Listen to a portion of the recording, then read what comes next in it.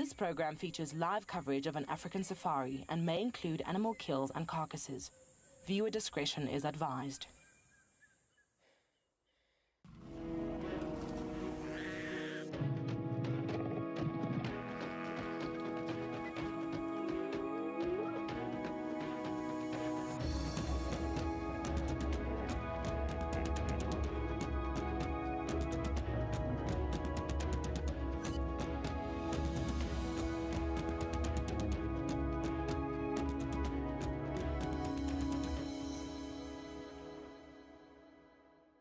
Good morning, everybody. Welcome to our sunrise safari here on WildEarth. As you can see, a beautiful grey heron just moving along here at Hyena Den. We are on Djuma Private Game Reserve in the Sabi Sands, South Africa. It is a real nice, fresh, cool morning this morning, and I think quite a bit of cloud cover around here. Good morning, everybody. My name is Cedric Dold, and behind the camera we've got Eckhard, and we are on Rusty this morning, and we have got Kelly that's sitting on Wendy, and of course there in Pridelands we've got JP. Thank you very much for joining us on this beautiful coolish morning. Not really warm at all, a lot of cloud cover, and definitely it's the first time I've got my bigger jacket on for the season. Now, of course, if anybody's got any comments or any questions or any suggestions that you want to put forward to us, please go and visit us on our social media platform, Twitter at #WildEarth, or just go onto our website, wildearth.tv, and go onto our channel page. Make sure you do register there. And as well, anybody under the age of 18 years old, please pop us an email at kidsquestions@wildearth.tv. Please send those comments and questions, suggestions forward to us, so we can at least keep you entertained, and you guys can keep us entertained and learn about our beautiful bushveld here in the South Africa. Well, as we can see, a beautiful grey heron, still busy just wandering around the waterhole at Hyena Den. I think just trying to look for an early morning snack, maybe a little fish or two, maybe some little frogs that's still around at the moment. But definitely, I think they're great. And just look at the reflection as well. So there's not a breath of wind at the moment at the in Djuma Private Game Reserve. It's really much just a real overcast day. I think it's about 21, 22 degrees Celsius at this point of time. It does sound quite warm for most people in the Northern Hemisphere, I'm sure. But yeah, for us, for me especially, I'm a sunny guy, so I always like the sun. And there's a lot of cloud around at the moment. So yes, but it's going to be a fantastic day. We are live, we are interactive. So yes, everything that you do see for the next 3 hours on our game drive, it's all going to be live, and send us those questions. I did hear some lions calling earlier from camp, maybe a little bit east of us, maybe down towards central, maybe north. So I am going to go and pretty much try and head into that direction to see, especially that it's still early morning, to see if we can find any cats this morning. I know Kelly, she is going to be working towards I think Buffelshoek cut line, maybe going to go a bit west there. I think she said she also wants to look around, maybe at Sandy Patch and those areas. We see a lot of little birds around here, a little bit blacksmith lapwing, also just enjoying the foraging around here, just picking up all the little water arthropods and insects, and a nice little couple of snacks around the water edges. But yes, the water is definitely dropping quite a bit. I see quite a bit of the island at Hyena Den now is quite exposed. So it's going to be fantastic.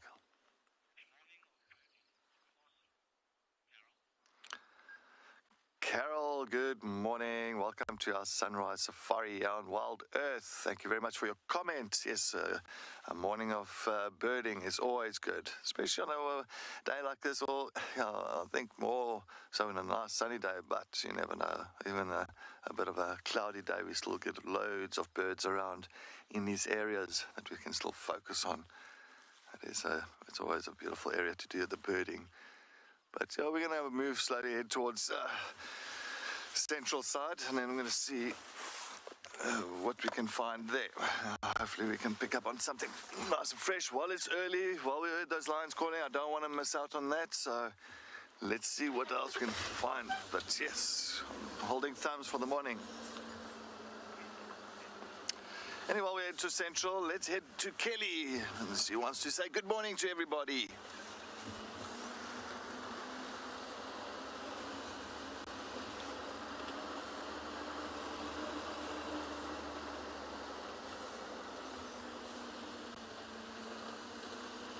Is it on?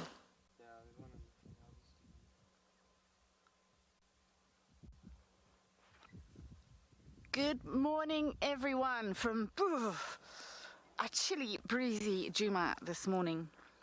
We had a few spots of rain overnight, I think, and there is fairly heavy cloud cover this morning. But we are out and we are wrapped up warm. My name's Kelly. I'm going to be with you for this morning. And with me on camera, we have the delightful Craig. Welcome, Craig. I'm here on Sandy Patch, or just past Sandy Patch, on my way to Sydney's Dam. I'm still pondering if these lions came in yesterday or not. I haven't seen any tracks. I am going to work this area for a little while.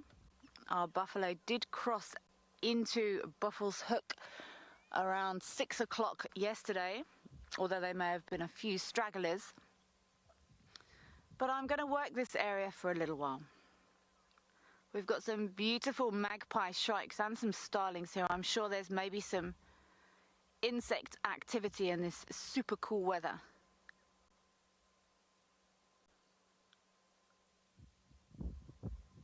I'm just looking on Craig's monitor and it actually gives a really good indication of the weather. You can see the breeze, you can see how low the light is this morning, and that's exactly how it feels to be here. So I hope you are all settled under a snuggly blanket with a nice cup of coffee and you can join us for the morning. And we will see what's going on. We've got some impalas slowly making their way across this golden grass now.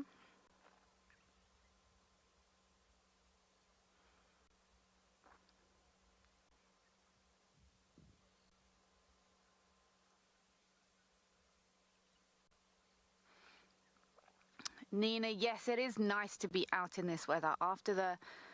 Yesterday was beautiful, but the 2 days before that were blistering hot. So it is a nice respite from that oppressive heat. I'm sure lots of these impalas and lots of animals this morning will be snuggled down somewhat, but also really good weather for predators to move. This breeze will mask their scent, it will mask their sound, but it does make most animals a little bit on edge.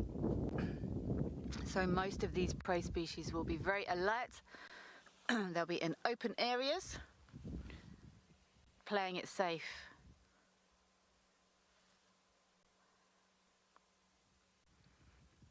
Megan, we were just talking about that, Cedric and I, about how long it's been since we've had any activity there at the Hyena Den.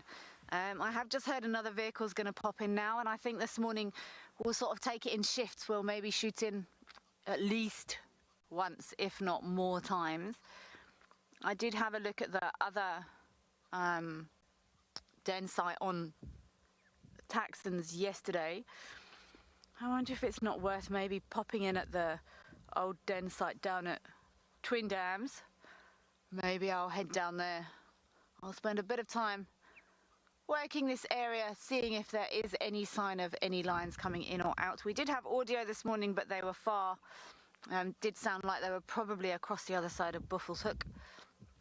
But I'll maybe spend a little bit of time seeing if we can't bump into some lions, and then if not, maybe it might be worth heading down to that old den site at Twin Dams. We know they do move den sites on a fairly regular basis.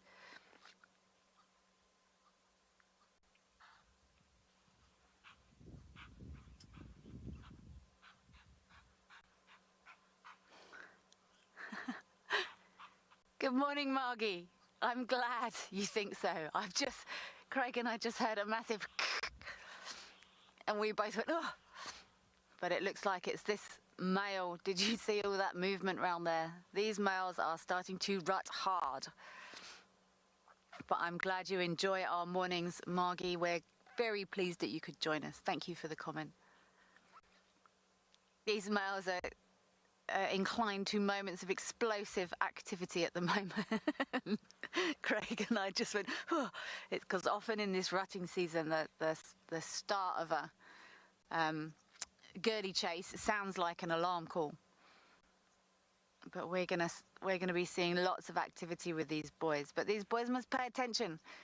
Predation rates in impala rams goes up by about 70% in the rutting season. They just don't concentrate. Typical boys chasing the girls, not focusing on staying safe.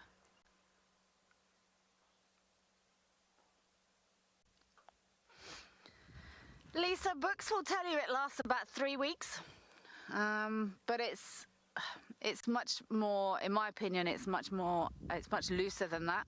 They don't like start on a Tuesday and finish on a Tuesday 3 weeks later. I mean, we often see late impala lambs born,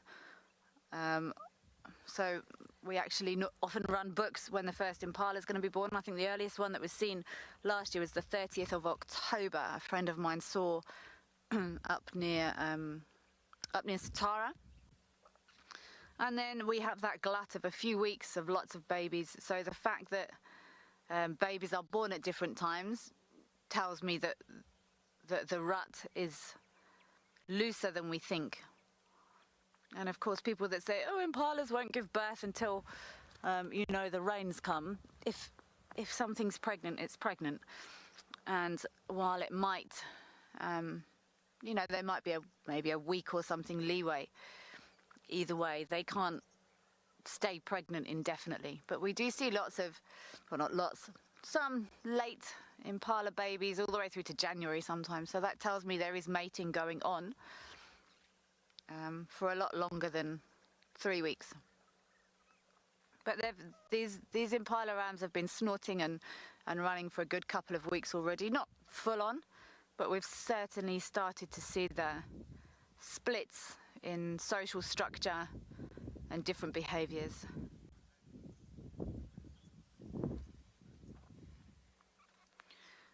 I'm going to carry on working up around these cut lines, maybe Aubrey's down as far as Gallagher for a little while. See if we can't come right with these lines, so fingers crossed.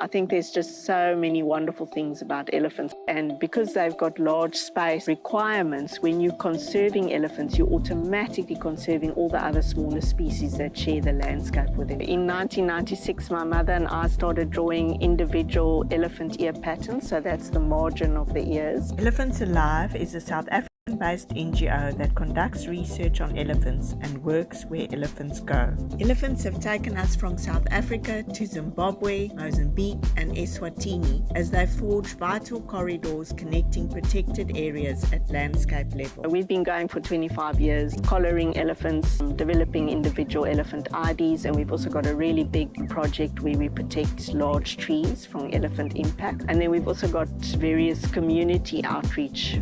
Our aim is to ensure the survival of elephants and their habitats and to promote harmonious coexistence between elephants and people.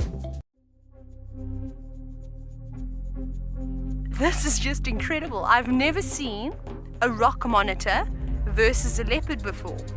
Now, unfortunately, this monitor does not stand a chance. Oh, look at this. This is super exciting. Did you see that? Did you see how it used its tail? And you can see this leopard has had enough now. Hukamore. Oh, he is an impressive looking male leopard. Look at that neck on him. He just looks ready for a fight. This is only the third time that we are seeing him that is known as the Hukamori male, and he certainly has a lot of character and atmosphere. This is gorgeous. Hukamuri having a drink at one of the little seasonal pans. Isn't he absolutely gorgeous? Compact, powerful, focused. I love it.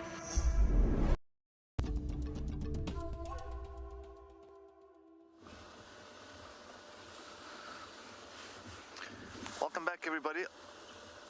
I am on Nyala South at the moment. I do have male leopard tracks heading all the way south on Nyala South here, heading towards maybe the Malawi side. But it's very difficult at the moment because we did have a couple of spots of rain earlier on this morning. And looks like it could have been maybe in the last hour or two when the male leopard came through here. But a big male leopard, so I'm definitely just going to look carefully and see if we're lucky and get something around here. But so far, just the tracks itself. I think he cut across now. We're taking a shortcut. As well, we had buffalo tracks coming, nice buffalo tracks coming on Central running, and we also entered the block. That's why I came onto Nyala South, due to the fact of it looked like one big male buffalo running into this area. So maybe something was chasing it and coming in here, but I haven't seen any tracks coming out for that buffalo. I want to take a look here quickly. I think it's still moving in that side. We'll just have to look carefully. Yeah, I mean, I don't know how far we are behind this leopard. As you know, they can really travel great distances at night time and patrolling the area. But I'm also going to head towards Twin Dams just to follow up on Tsemba from last night, from his young warthog kill. Maybe he's taking it up, maybe he hasn't finished everything, and I'm just thinking maybe if he did take it up into a tree, we would get to see it better. But if that's the case, I'm hoping. But let's see. I love the smell is very nice at the moment, especially after a little bit of rain that we had this morning. I don't say not much rain, just a little bit of spot rains around. And it's got this real bush smell. Love it.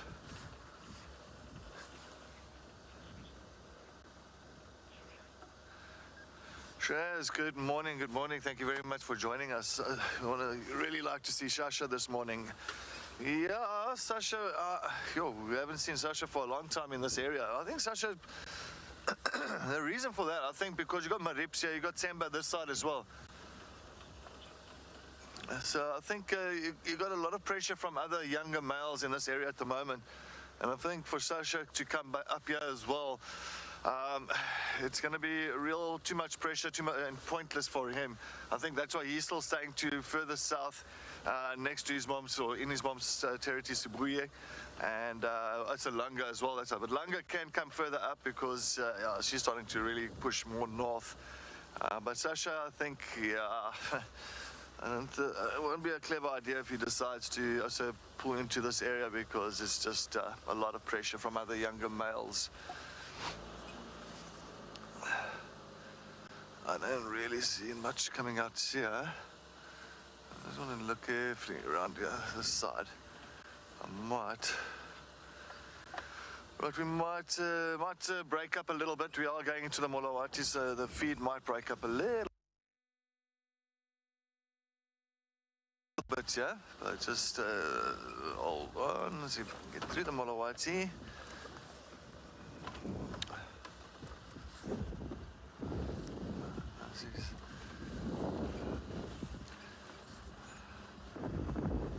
Of course, we don't see many tracks of Kalamba and the cubs at the moment.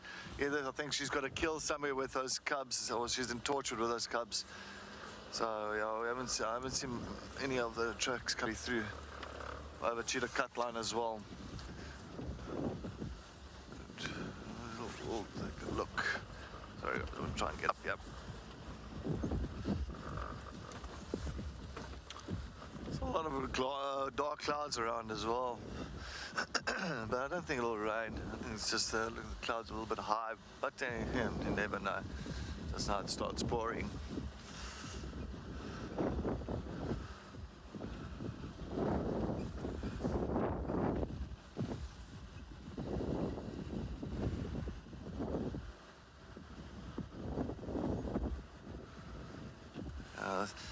I would follow up on that male leopard tracks, as I said, but I think it's very difficult when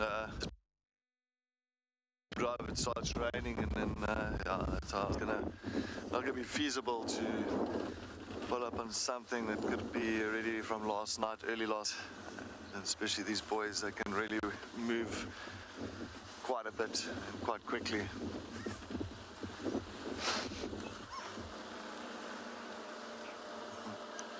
Anyway, while we continue down towards Twin Dams, let's head back to Kelly. I think she's got something in, or on top of the tree.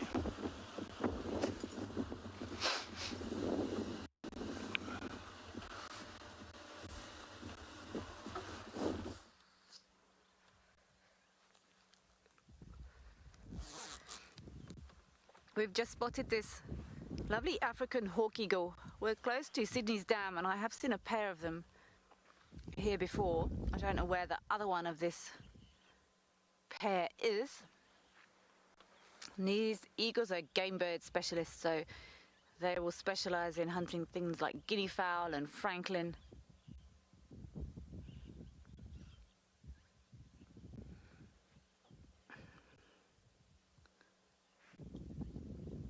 So the scientific name for this bird is Aquilia spilogaster. Spilogaster actually means spotted stomach. And this bird is facing the incorrect way to show you this spotted stomach, but they do indeed have a very flecked chest and down their belly.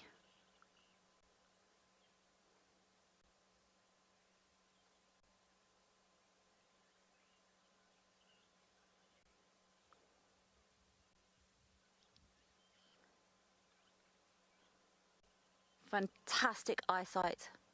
All birds have got eyesight better than humans, full colour, and they can also see partially in the UV spectrum as well. So when we look at these starlings and things and we go, oh, isn't it pretty in the light? Other birds actually see much more impressive colours on the feathers of those. Beautifully coloured starlings. There was just some impalas ran through underneath here. There was a herd of them looking towards Sydney's Dam just now. I will keep an eye. Oh, this bird's turning around now. Maybe it will show us its spilogaster. Spotted stomach.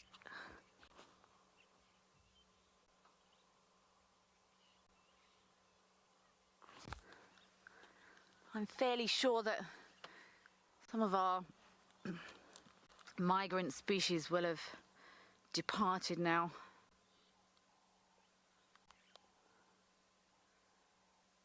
So our warburgs. I can't imagine they'll still be here, although we have still been seeing our kingfishers. So lesser spotted steppe eagles, although I've never seen it's been a long time since I've seen a steppe eagle.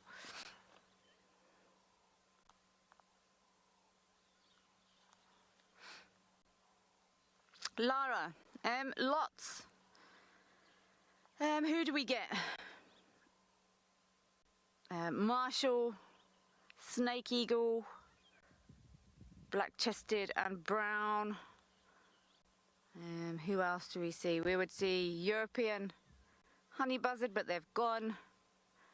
African harrier hawk, the old gymnogenes with those beautiful pink faces when they're in their breeding colours. We would see kites, depending on the time of year. Some of our smaller accipiters, so our gabbars.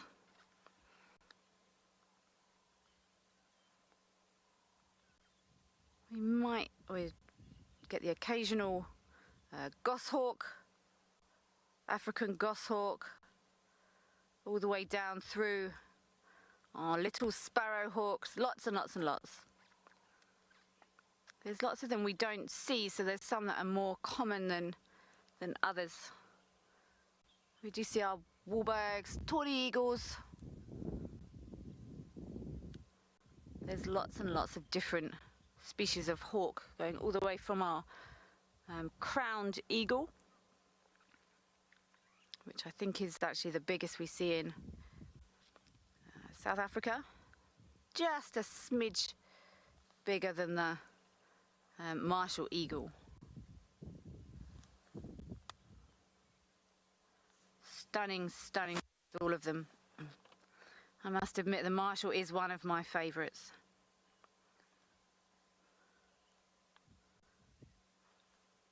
So those crowned eagles up to 85 centimetres. And I'm just going to check the slight difference in the Marshall. I had a lovely sighting of a Marshall eagle in a tree at night a while ago. 81 centimetres for the Marshall eagle. So lots of people do think the Marshall is the biggest we see here. So height-wise, but the Marshall is actually heavier.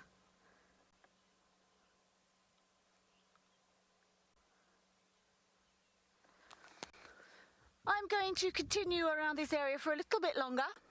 And in the meantime, I'm going to send you across to JP so he can say good morning to you all.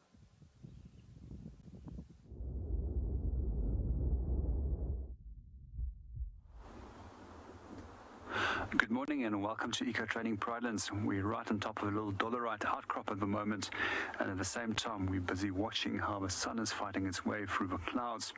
But I don't think the sun is going to win today, as we've got a big cold front that is now moving in, and it's brought a rapid change in terms of temperature. So my name is JP LaRue, and behind the camera we've got BK. So our plans for this morning is to stick around here for a little bit longer and then start seeing what's going to happen. And for the moment, I also would like to just give you the opportunity to enjoy the beauty of the surroundings, listen to all the sounds of nature, and just watch that beautiful frontal system that's moving in. For me, frontal systems bringing rain is always beautiful, especially at this time of the year, because we don't know when we might get our next rain again. As from now on, we are entering our dry season, and we only might actually have the start of our very next rains around by the end of October, beginning of November. And all of this plays part of a mini cycle within this ecosystem of having 6 months of high rainfall, followed by 6 months of low rainfall. And in this 6 months high rainfall period, we find that 80% of the rain that we've experienced in this area is actually brought on by thunderstorms. The remainder of the 20% of rain that we experience, that's all cold front systems like this one that is being brought through now from the south and the east and moving into easterly direction. My apologies. We also find that on the grander scale of things, we have also got cycles of 7 to 10 years of high rainfall within the savanna system, followed by cycles of 7 to 10 years of incredibly low rainfalls at that point again. And it's under these drought conditions which we often see a lot of animals dying actually from starvation as well as lack of water. Although it seems incredibly cruel to see these animals going, it all forms part of a natural selection process which enables the strongest individuals at the end of that cycle to breed again.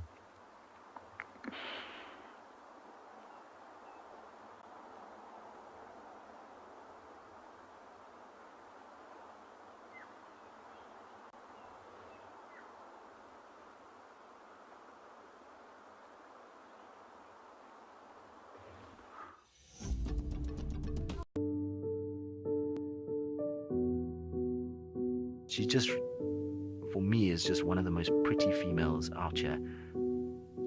But look at those eyes. She's always got a look of fire to her, doesn't she? There comes Tando. But look at that belly now. Earlier I was saying that she's looking like she's pregnant, but look at that tummy. It is definitely swelling, and I'm sure she is pregnant. Tandi, you beauty, you've done so well. Here we go, everyone. You're a good mom, I know that. Tandi and her little cubs. The big male baboon's chasing her. Oh, there's one little cub. Run, little cub.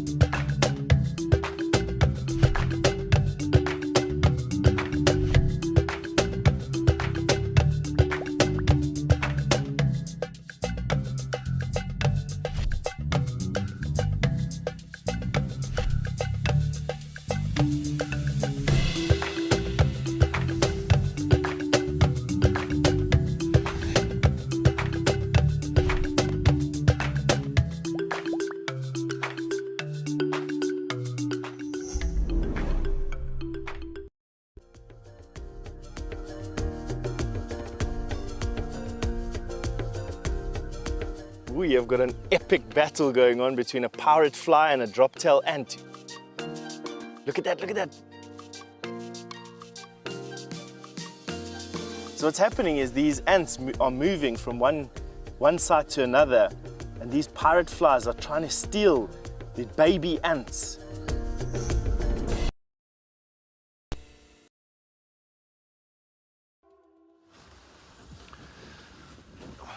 Sitting on Ellie carcass. I did go take a look if Temba was still around where he made the kill yesterday. I was really hoping that he was still got the kill, or he took it up into one of those big marulas around that side, but no luck on him there. I've got a feeling, I'm sure that warthog was not really that big, so I'm sure he might have finished it up during the night time. A lot of hyena tracks up and down here as well. I'll take a look, nothing here. Then I think what I'm going to do is, if he did finish off here, maybe he went towards Treehouse Dam as well. Just slowly looking in this area.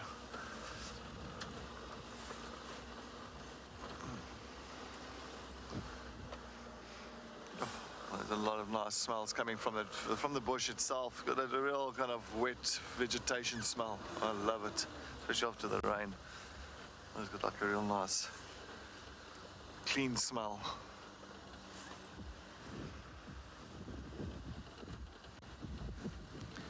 Come on, boy, where are you? I may try and find him on the side.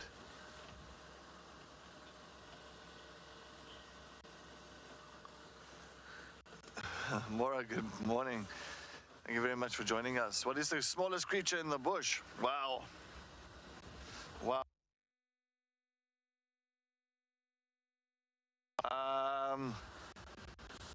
Microorganisms. That's what I can think of. But we need a microscope. That's the smallest creature. Pretty much not visible to a naked eye. I think that must be the smallest creature. But then again as well, oh, that's a nice brown snake eagle. There's a beautiful brown snake eagle, up that side. I want to see if we can get a nice shot there.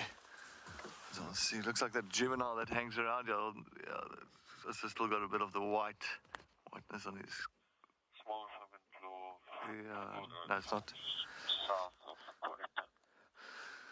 Yeah, well, look, it is a brown snake eagle, but it is an adult, beautiful, really, it's a nice big head of the brown snake eagle. You can see those beautiful yellow eyes. Oh man, got one of the most beautiful eyes out of most of the eagles that we do have around here.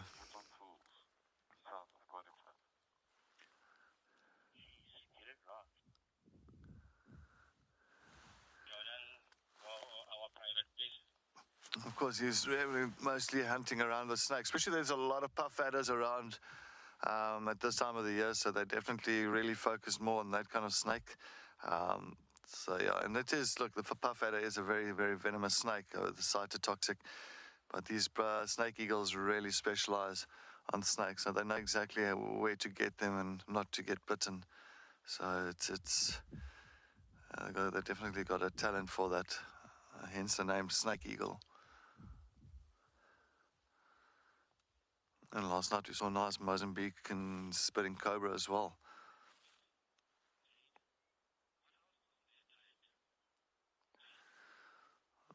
Jay, good morning. Welcome to our Sunrise Safari on WildEarth. Thank you very much for the question. What else is on the snake eagle's diet? Well, you'll find that it'll also go for lizards and geckos and skinks as well. So, of course, look, primarily it is snakes. I mean, they do specialize on it. But if there's nothing around and there is a lizard or gecko or something like that, they would definitely look into feeding on that as well. So, yeah, they can't be too specific. But, yeah, they are very much specialists at the snakes itself. You get the black-chested as well, snake eagle, but we don't really see much of it around here. Now and again you'll see them. That's a beautiful, real kind of white underpart, and halfway, midway up, it will go pretty much brown head, or much more of a darker brown, more of like a dark chocolate brown. So yeah, we do get them around now and again, but it's very uncommon. Almost a lot of people get it mistaken with a martial eagle. Of course, martial way bigger, and but if you actually see them flying, or if you have a quick glance at them, you actually think it's a martial eagle. But yeah, you always have to double check on that. Always also sitting always in these dead trees, perfect and ideal, just to really kind of a nice vantage point, and that's a nice area for them just to kind of not to mess up their feathers or their wings too much. They do need them in top-notch condition when they do fly, and especially that they do have wide wings.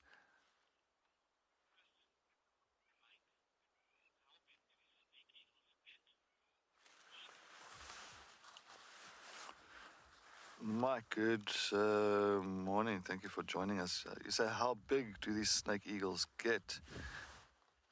Well, snake eagles, or brown snake eagles, are around about maybe between 70 to 80 centimeters tall.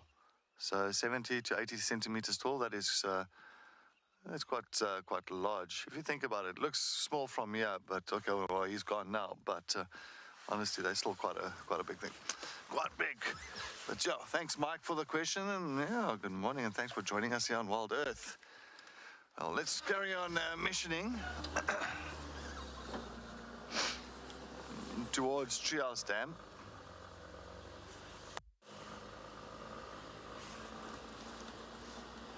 Anyway, while we're towards Treehouse Dam, let's head towards Kelly and see what's happening on her bumble.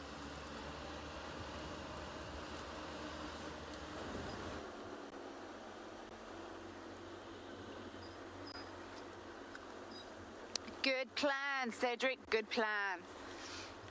I've come around to where our buffalo crossed out last night to see if there's any big kitty cat tracks following them, and there is not that I've seen. However, we don't know they came in the first place, so I was almost hoping to come around here and at least prove my theory, but I can't. So I think what I'm going to do is carry on along this... Oh, sorry. Oh, hold on. No, they've all gone now. Oh, no, they're still there. Sorry, Craig. See, this is what happens when you look at the floor. You miss other things. I think these are southern white-crowned shrikes. Yes, they are.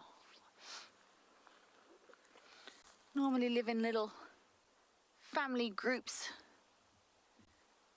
It's actually cooperative breeders, so they will all help to take care of the little ones. All these birds are fluffed up this morning.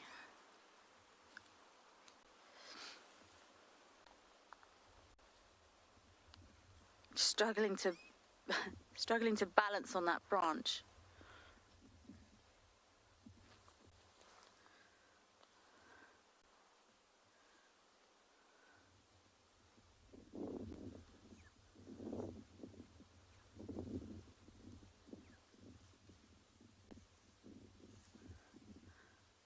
normally live in groups of 6 or 8 or so. I've seen a couple more just above me.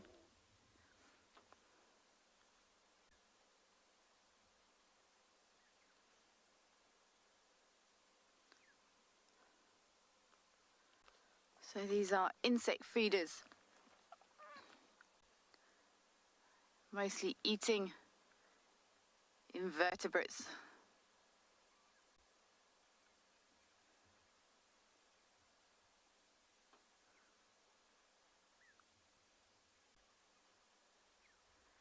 They will gather in bigger groups as the winter seasons come in, so maybe that's what we're seeing here.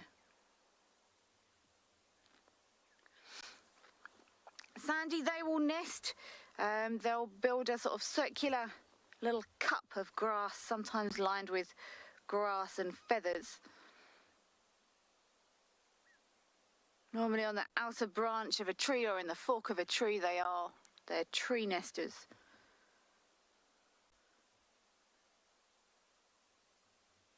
And they like our,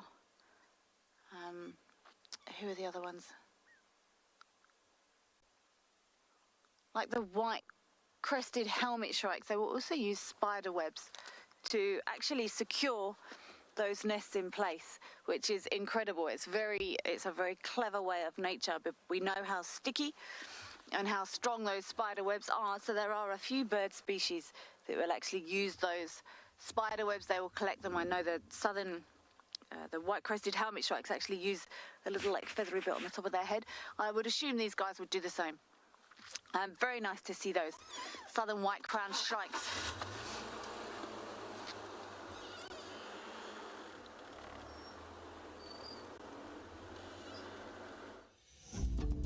All WildEarth explorers have a chance to join our naturalists in a monthly fireside chat. This is a great way to learn more about our guides, animal characters, and wildlife locations. We would love to hear from you as to the topics that interest you the most. Email us your ideas or tweet using the hashtag WildEarth, and we will be sure to take them into account when planning our evenings around the fire in the future. WildEarth explorers, it's in your nature. Freemi WildLIVE as an organisation is a value-adding service to the communities of KwaZulu-Natal. We are a professional wildlife rehabilitation centre. We work with compromised Indigenous wildlife, and our whole goal is to return these animals back into the wild as wild animals. To get involved with this initiative, go to our Facebook page, Freemi WildLIVE. Alternatively, you can go directly to our website, freemiwildlife.org. We hope you get involved, and thank you so much for your care and support out there.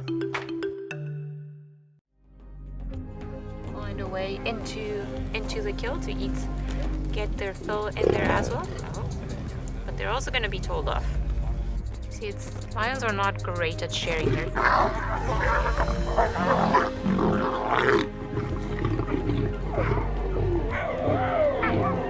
Okay, guys.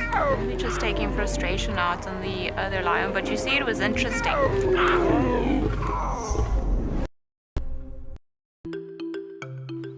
Hello, my name is Natal Red.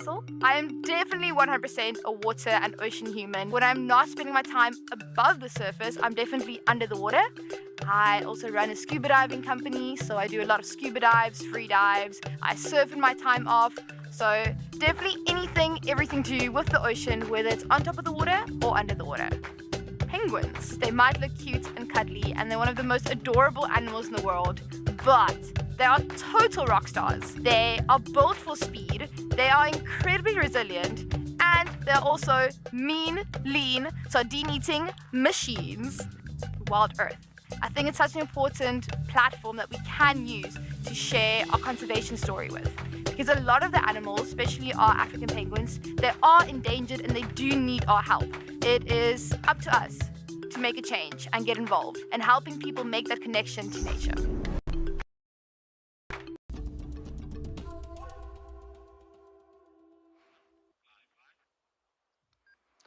Yeah, welcome back. Yeah, I've got a beautiful, nice, tall female giraffe. Oh, there's a girl in New Zealand, Tiffany.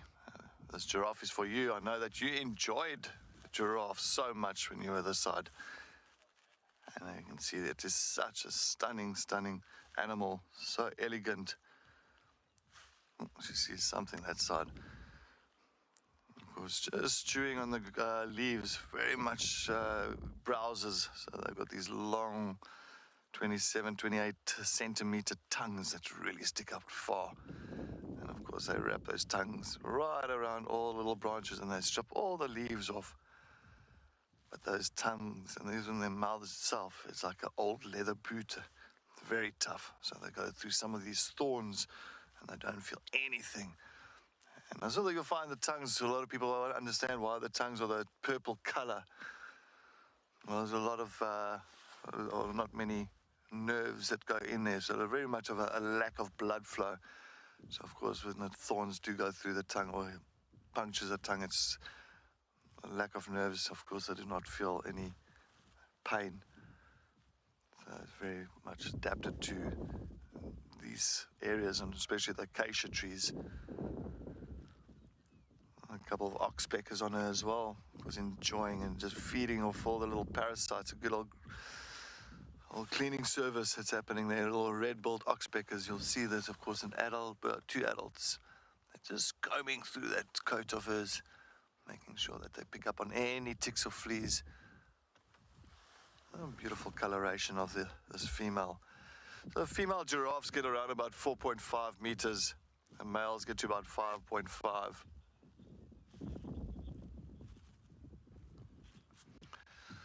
Adam, good morning. Little ones will get used to oxpeckers on them already right from a very young age. You're looking at maybe already about 2-3 months. And so, yeah, they're very much used to the oxpeckers. Very important for them. There is a little young one there. If you can take a look there, the young one is just 3 with oxpeckers on it as well. Of course, you'll see the little young one there with a lot of very electric kind of hairs on top of its head, very still young, but there is oxpeckers on it. So, I mean, that's, it just shows you. The young ones are very much used to it from a early age. Of course, this female really kind of broke. Look, they're not part of a herd, it's a structured herd. They are gregarious, so you'll find they really move from one herd to the next herd. And of course, sometimes you'll find if the female has a calf, she'll move away from the herd. I think she's not just gone behind there. I think maybe we must go a little bit forward, see if we can get another view. I think she's just gone there. Lovely animals. It's also my mom's favorite animal as well. My mom loves giraffe, so you'll find it. I'm just going to go a little bit forward. I think she's just going to move towards her calf. And in Afrikaans, we call it a kameelpad. And why kameelpad means camel horse, because it walks like a camel and it runs like a horse. So if you really look, okay, she's going to just come here. I think she's just going to give her a bit of space to come through here. She's really just moving here. As you can see, also the youngster on the one side, I think the calf is just on the right-hand side of the road, and I think she just wants to get across. Of course, it's also the land mammal with the largest heart. You're looking at around about 11 to 12 kilogram heavy heart.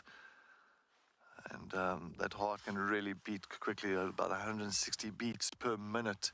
So 160 beats per minute is to, of course, and that large heart is just to get that blood up to the brain. You can imagine being 4.5 meters tall, or 5.5. All right, let me just go a little bit forward here. I think she's just gone behind a couple of the guarri bushes here.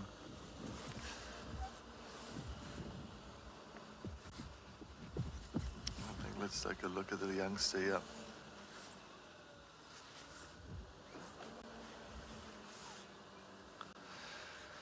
Vivian, giraffe, I haven't heard giraffes vocalize. They don't really vocalize at all. Well, not that I've ever heard. I've also heard that stories that that's one of the animals that do not vocalize around. So, but as you can see, it's coming through that side now. But I heard them blowing sometimes. Sometimes maybe something's in their nose or a little bit of dust or something like that. You'll find that they actually kind of have a little bit of a snort and all that, just to kind of remove whatever is inside the nostrils. But when it comes to alarm calling and all that, it's more the posture and the ear pointing and really looking down if they do see predators or something like that. but it's more visual than anything else for them. And you can see the very, very fluffy horns on that young one. So of course so the youngsters, that's a female. You'll find the females the horns are much thinner compared to males' horns. Males have really got thick horns, ossicles, and why so is of course for necking. So if males do challenge each other, they'll actually kind of do a typical kind of a slow boxing match where they'll throw their heads from one side to hit the other one's neck or body on the side of the body. And it has happened before where they'll actually knock each other out. It is quite a force. Look at that hairstyle. Absolutely, really so cute. Really, really cool. I love that. Of course, the younger, especially when they're born and all that, it's that hair is like a real punk. It's all over the show. Looks like little wires sticking up from it.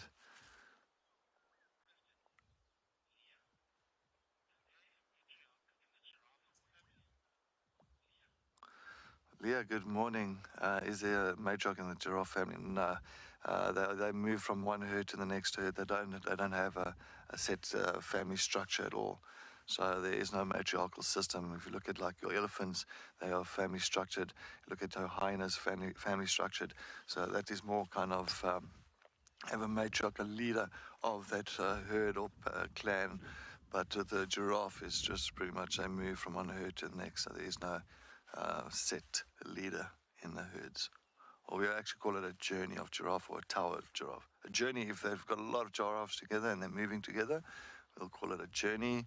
And if they're all really much standing in open clearing, they'll call it a tower. Oh, look at that girl. You can just see how tall she is. A good 4.5 meters. A nice, tall female. So, yeah, you can actually just...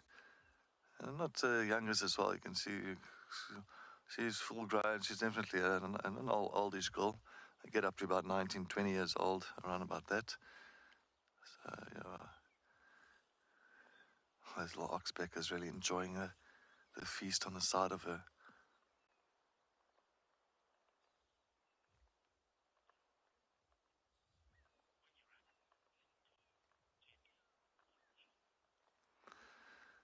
Anyway, while we sit around here with this female and her calf, let's head back to JP and see what's happening on his bushwalk.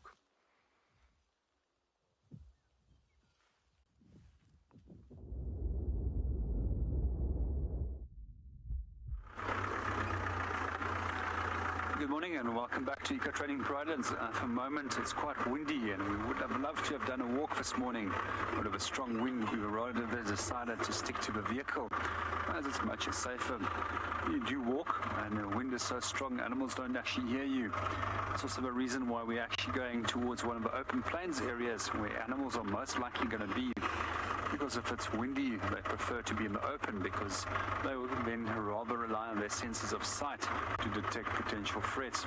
At the same time, we're also working a number of the major road systems within the Pridelands, and we're looking for tracks of both elephants, giraffe, as well as buffalo, and any other large species such as the cats.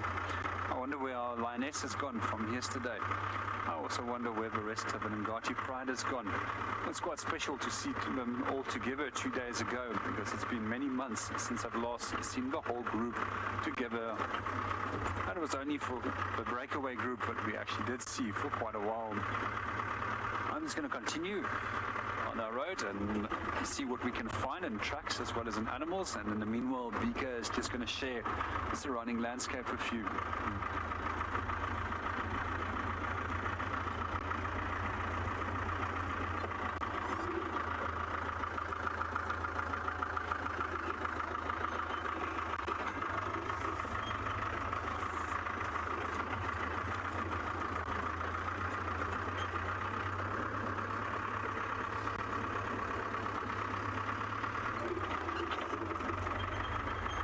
And welcome to the show. If I have to recall, it was somewhere early last year that I saw them for the very first time.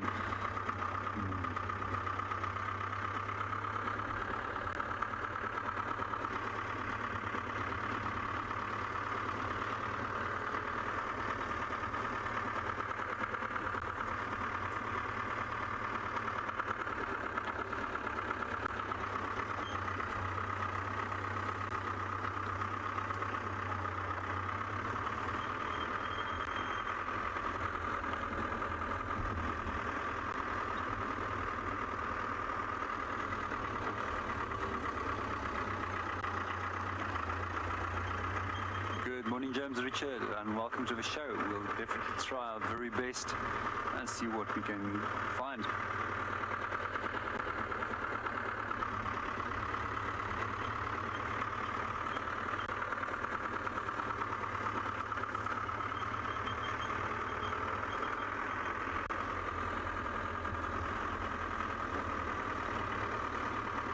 Meanwhile, let's go and see what the others are up to as we continue our search. No, more dogs.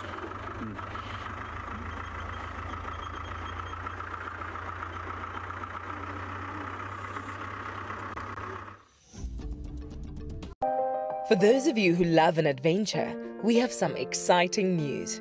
A few places have become available for our Juma expeditions this year. We're here for about 5 days and we're having the most amazing time. Well, I must tell you, the stampede at the dam camp today was fantastic. We're having a fabulous time and it's really been magnificent so far. Thank you. To come with somebody with Tristan's knowledge was just an extra bonus.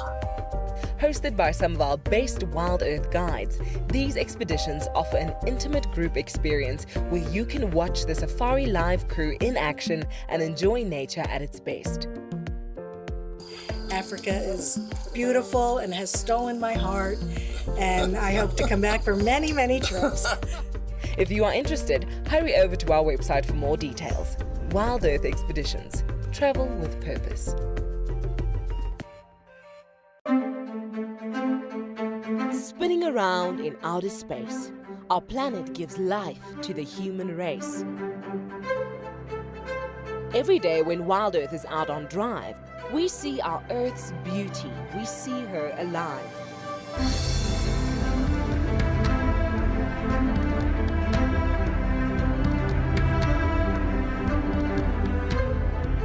We need our planet, that is true, but our planet needs us too.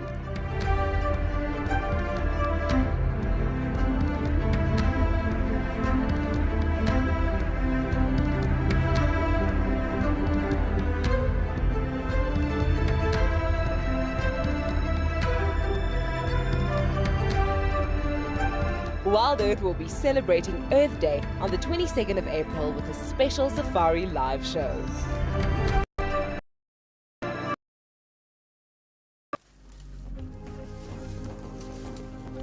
My heart rate has gone up slightly. In fact, it's gone up quite a lot. This elephant is now 2 meters from us. Okay, we might have to move here. No? Yes. Sorry, my friend, but you're about to push that onto the car. You see how cross he was that we didn't want to watch him push the tree over. That's why we moved.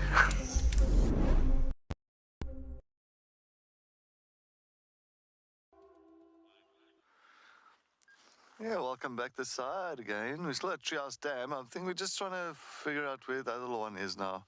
I think we'll just try and get Eckhart to see if we can get onto that little lapwing. There is two that is running around, still roaming around at Treehouse Dam. Absolutely getting really big. I love those little things. And so I was just saying now, it's amazing how territorial these adults are, because I saw yesterday a Birchall starling coming down to the edges, and in the next moment, of course, these lapwings decided to really go for those poor little Birchall starling. He just wanted to come down for a drink, and he's like, nope. And his lapwings went straight for that starling. And of course, the starling had to push off. So, yeah, beautiful. There's still two around here. I think the other one now, I think they both went behind that little bush now. I see still the one running around there. These adults have really done well. Oh, there you go. We also got our hippo here in the dam as well. You'll find still the big male hippo. He's definitely still enjoying this water hole for himself. An ideal day for hippos. I think they don't have to really worry about too much sun and too much heat. I think especially it is a nice, fresh and cool day. I know it's cloudy, and this big male, he'll definitely just be relaxing around here today. Sometimes you'll find even in the afternoon, if you come around here, you'll find that these hippos will be lying out on the banks itself. because there's no really stress on too much sunlight and heat.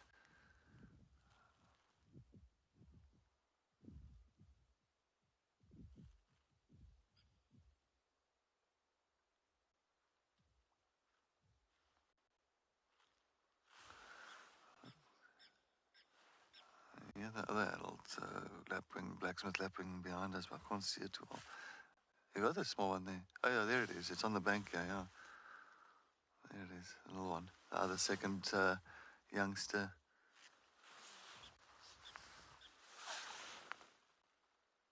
Close to the elephant tongue there. There he is. There he is. There.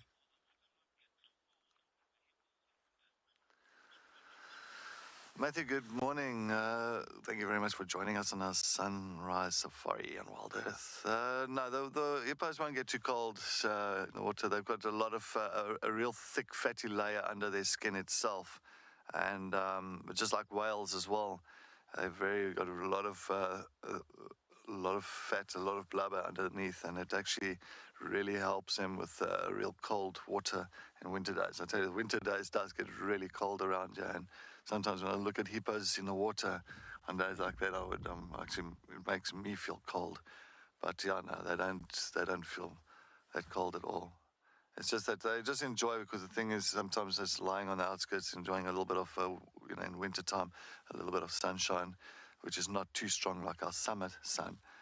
So it doesn't really affect them too much.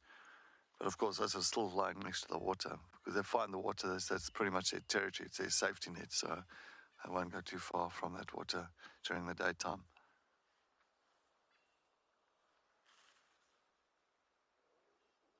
Yeah, I got to this music, Masmasi got up and walked away, so it's not active anymore.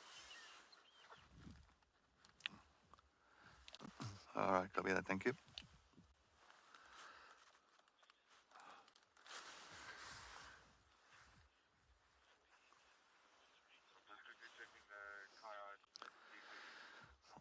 Natalie, good morning. Yes, bird behavior does definitely sometimes change. You'll find especially if the wind starts coming through and pushing that rain towards us, the birds, they don't want to go and struggle in the wind, and also they don't want to go and get all soaked up and all that in the rain.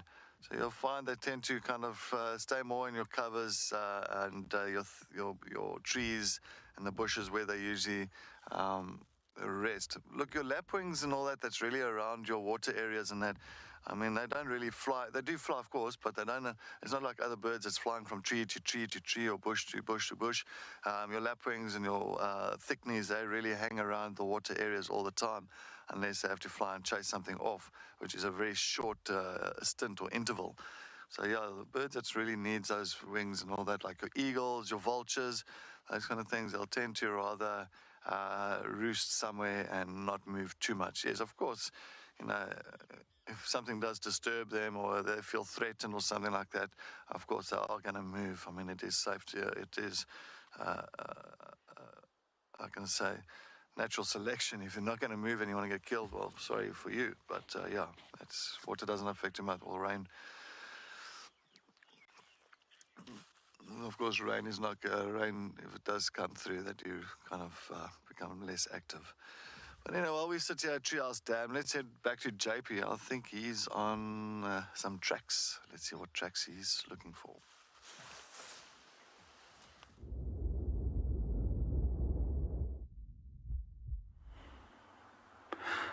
Good morning and welcome to EcoTraining Pridelands. We're busy looking at the track of a baboon.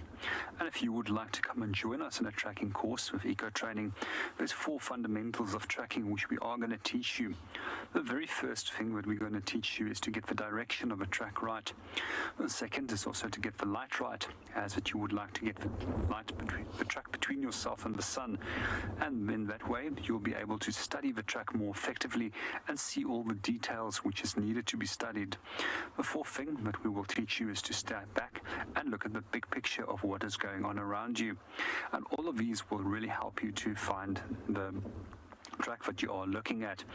A few of the things is we automatically as humans are very well adapted to actually identifying shapes, and we also very quickly start actually through a process of eliminating the different shapes from one another and categorizing tracks according to specific groups. Those main groups that we can think of is plantigrade foot structures, where the animal will walk on its whole foot, then digitigrade foot structures like cats and dogs, and then the group after that, which is known as ungulate groups, which is hooved animals. But when it does come to baboons, they fall into that plantigrade foot structure group, where they walk on the whole foot. It's a very primitive foot structure, just like ours, and unlike that of digitigrade, it's not designed for silent walking or stalking, or in the case of the antelopes, for fast running. However, baboons are pretty fast, and they're very fast to get into trees when there's also potential threats. So this over here is the foot that we can see over here, and there we can see the opposable thumb, which is marking over here. And then right over here, this is those big nails, which we mentioned quite a few times, which they use as defensive weapons. When it does come to separating the different species of primates, we have both vervet monkey over here, as well as we have the baboon, and then the two species of bush baby, which also occurs in this area. However, bush baby tracks are quite tiny, and I'll show you a picture of them in a moment. But when we do look at the vervet monkey tracks, they're slightly smaller, roughly by 10 centimeters in size. And a really big baboon has got the potential of showing a 15 centimeter hindfoot. So when it does come to baboons, and we do look at their front part of their hand, we'll see that there's a B marking that forms over here, which makes it fairly easy to actually identify and separate it from monkeys. When it does come to the monkeys, this is our two species of monkey we have in South Africa. The Simango is a forest specialist, so it's unlikely that we're going to get it here, but some 20 kilometers from here we'll actually find them right against the mountain. But when we do look at the right hand of the vervet monkey, you'll notice that it makes a sharp pointed edge over there, and that V over there is then for vervet monkey. So remember always, the back part of a pad makes a V in vervet monkey, and the back pad of the right hand, of the hand of a baboon makes a B indentation. And as we mentioned earlier, we always also want to take in consideration the big picture of things. And as I step back, we looked right over here, we also found very fresh baboon droppings. And what I can see over here is the seeds of one of the raisin bushes, which it's been feeding on. Almost looks like if it's been eating on a lot of muesli. And what you'll notice is that these little seeds are fairly round, and they've got a hard outer layer on them. And the process of actually going through the baboon or a warthog or a species that does eat fruit's stomach actually assists in breaking down that hard outer layer that we find over there on the seed, and then it also assists with the germination process.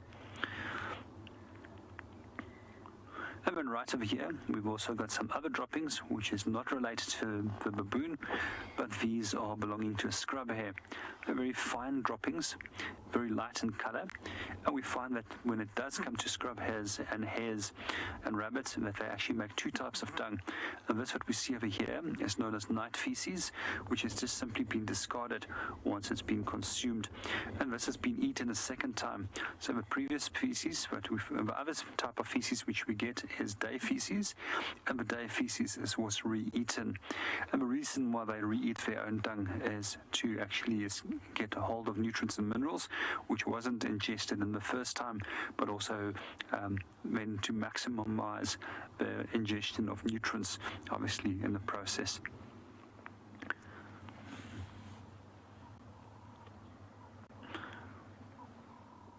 And that pretty much wraps up everything that we can find over here. Good morning, Andy, and welcome to the show. And if you start focusing on field science and tracks, it's amazing what you can learn, because there's so much that all these little tracks and field science can tell you, but it also helps you to guide you into the direction of where you can find that animal.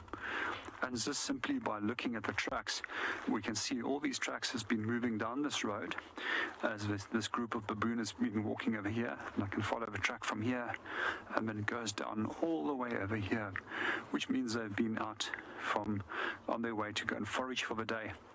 We also do know that they roost quite close by to here, and In the early mornings, you'll normally start seeing them in the trees where they're roosting, a lot of raucous with the make, and then from there they will start organizing themselves and move out.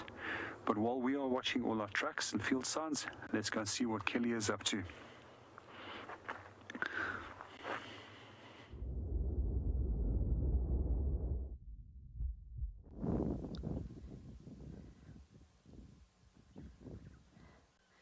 Thank you, JP. Good luck with that.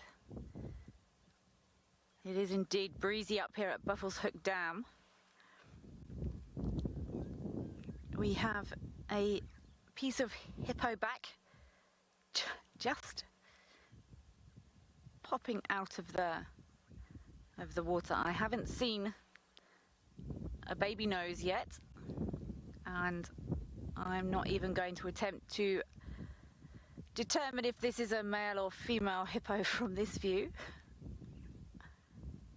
I would normally only confirm a female if there's a calf in here as well. There was no sign of any lion tracks in or out along Buffels Hook cut line, so I've decided to drop down to the dam. This is a good morning for, as I said, predators to maybe be moving, so there are worse places to sit than at a water point. I've been having, oh hello! Good morning to you. And look how that design of that nose, eyes, ears, all level with the waterline.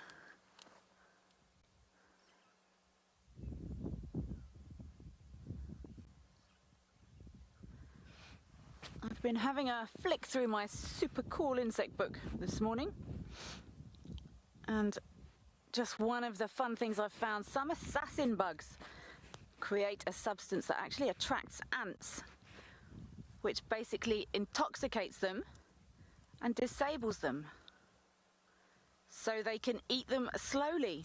Insect world is insane. Lowly, is it uncommon to find hippo tracks on land? No, I've just driven past some. These hippos do relocate on a regular basis.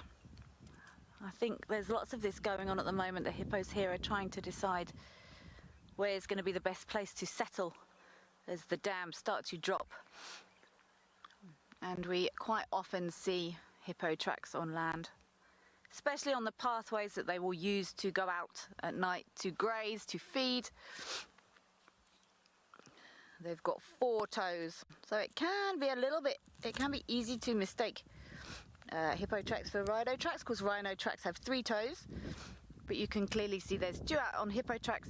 I might even show you hippo tracks.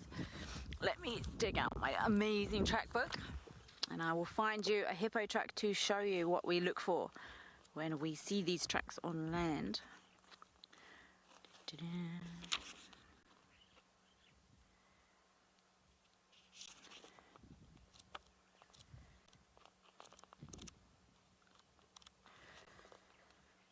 Let's try and find you one. So this is what we look for if we're looking for hippo tracks on land. This bottom one here is our hippo track. This is vastly reduced in size. I mean, a hippo track is probably going to be closer to the size of this entire book, if I'm honest, an adult hippo track. But very clear 4 toes. And they often make paths, trails through grass. You can see a hippo trail clearly. And above that is the square-lipped or white rhino track. And above that is the hook-lipped or black rhino track.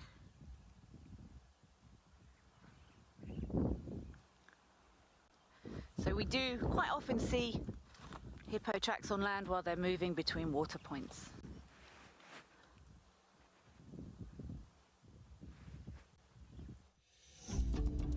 Over the past year, many WildEarth explorers have won life-changing travel prizes. Today, I was told I have won the most amazing prize to go to Manitoba.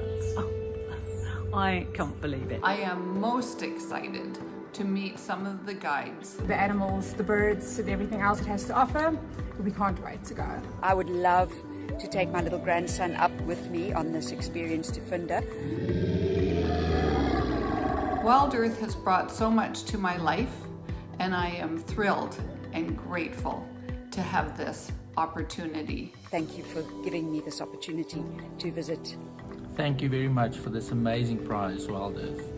Sign up to be an explorer today and you will be entered into a monthly draw which could see you jetting off to a dream location in 2022. WildEarth Explorers, it's in your nature.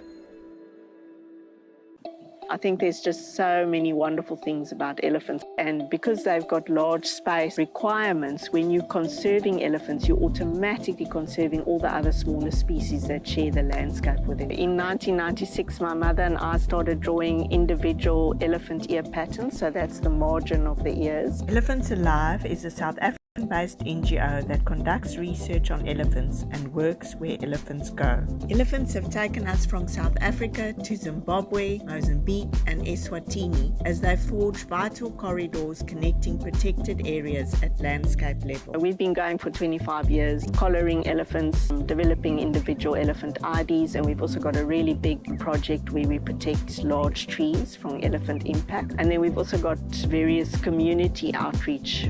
Our aim is to ensure the survival of elephants and their habitats and to promote harmonious coexistence between elephants and people. But I think that's him. I think that's the one I must. Okay, this is getting serious now.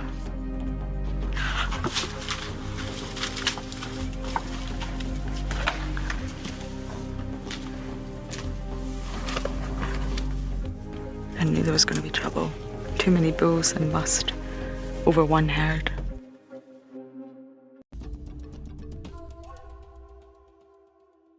I think let's carry on across the dam wall here, and there's a spot I would like to visit just now.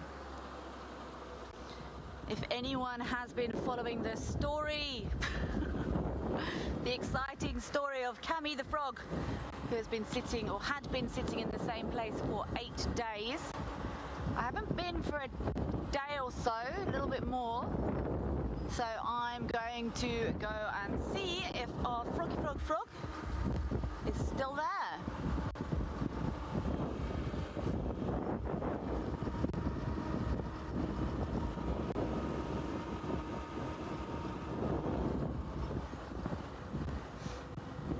So if anyone is wondering, her common spikethorn. So we're leaving the dam now and I'm taking Natal Red north.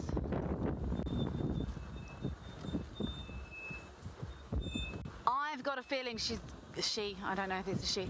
I've got a feeling this frog is going to be gone. We've had a couple of cooler days. Tension, Craig, tension.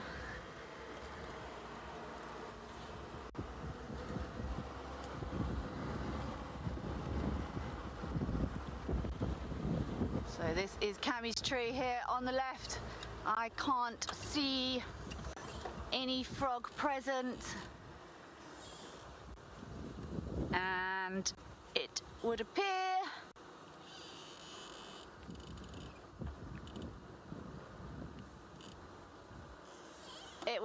Cami has gone.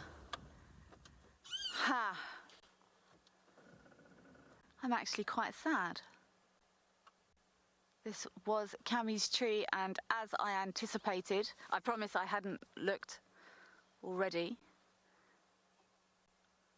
Although let's just have a good check that this frog isn't blended in further down with this lichen. Let's check nicely with binoculars. If anyone's going to spot this frog again, Gert found it the first time, and if anyone else is likely to spot it again, it's probably Craig. But after a good check with his binoculars, Cami has left the building. I'm quite sad. I'm sure it was with that cooler weather. She's taken the opportunity to relocate, maybe closer to the dam. But how crazy was that? 8 days. At least this frog stayed in the same place, and what a lot we have learnt about southern foam nest frogs while we've been watching her. Thanks for the memories, Cami.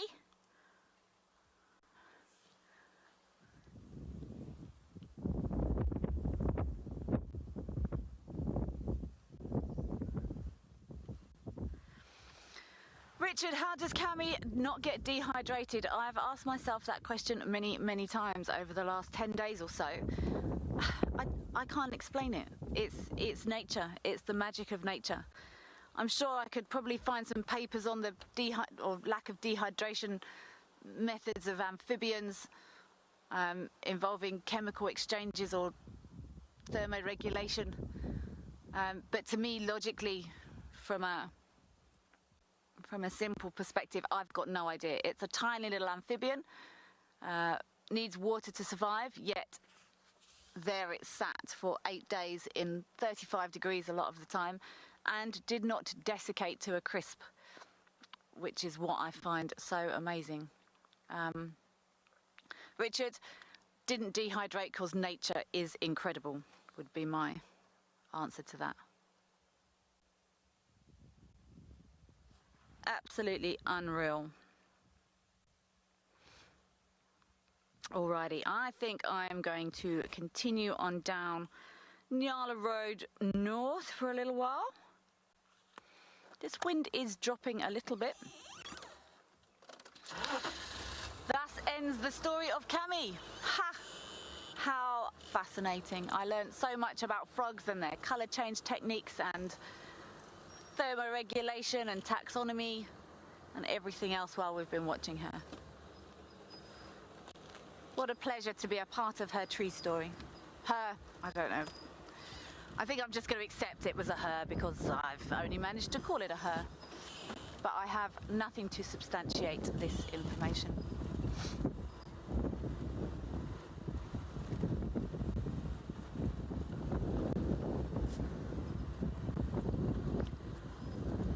My feet are actually cold this morning.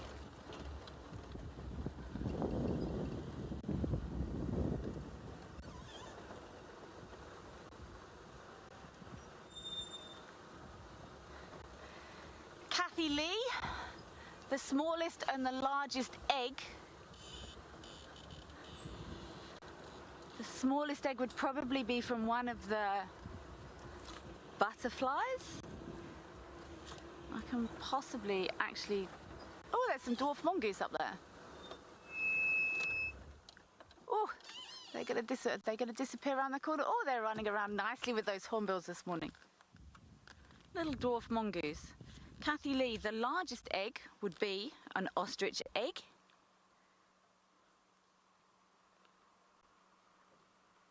And the smallest egg would probably be one of the wasp eggs or something. One of those tiny little fruit flies, I don't even know, do fruit flies lay eggs? One of the smaller insect eggs. The ostrich egg would definitely be the largest. Those little dwarf mongoose are scurrying around up in front here. I'm sure they're looking for insects this morning. I'm sure there's going to be lots of insect activity with this cool weather, and you see these hornbills are with them. This is a known relationship that these dwarf mongoose have with these hornbills. Often find them together. Sometimes I've never seen it, but lots of people have. If the mongoose don't get up on time, the hornbills will loiter. Oh, hello. The hornbills will loiter around their termite mound or their little burrow that they're living in and wait for them to get up. Okay, they've gone into this grass here, but I'm just going to sit quietly and let's see if they come out.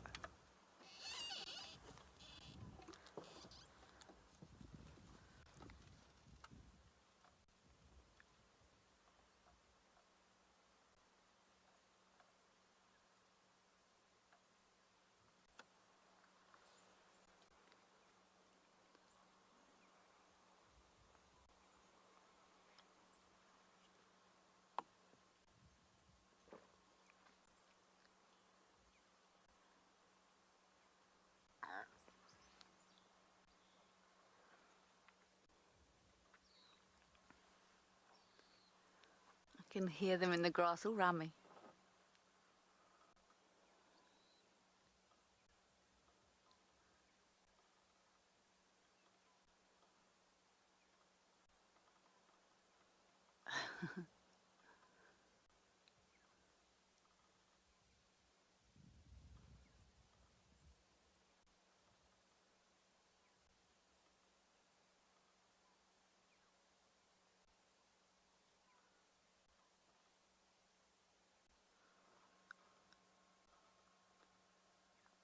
I'm going to watch and see if these little family of monkeys settle.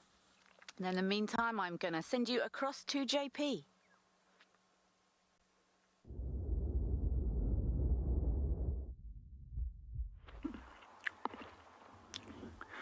Good morning and welcome back to EcoTraining Pridelands on this gloomy, cold, windy day. I thought we'll add some colour into your day as there was a request for some flowers.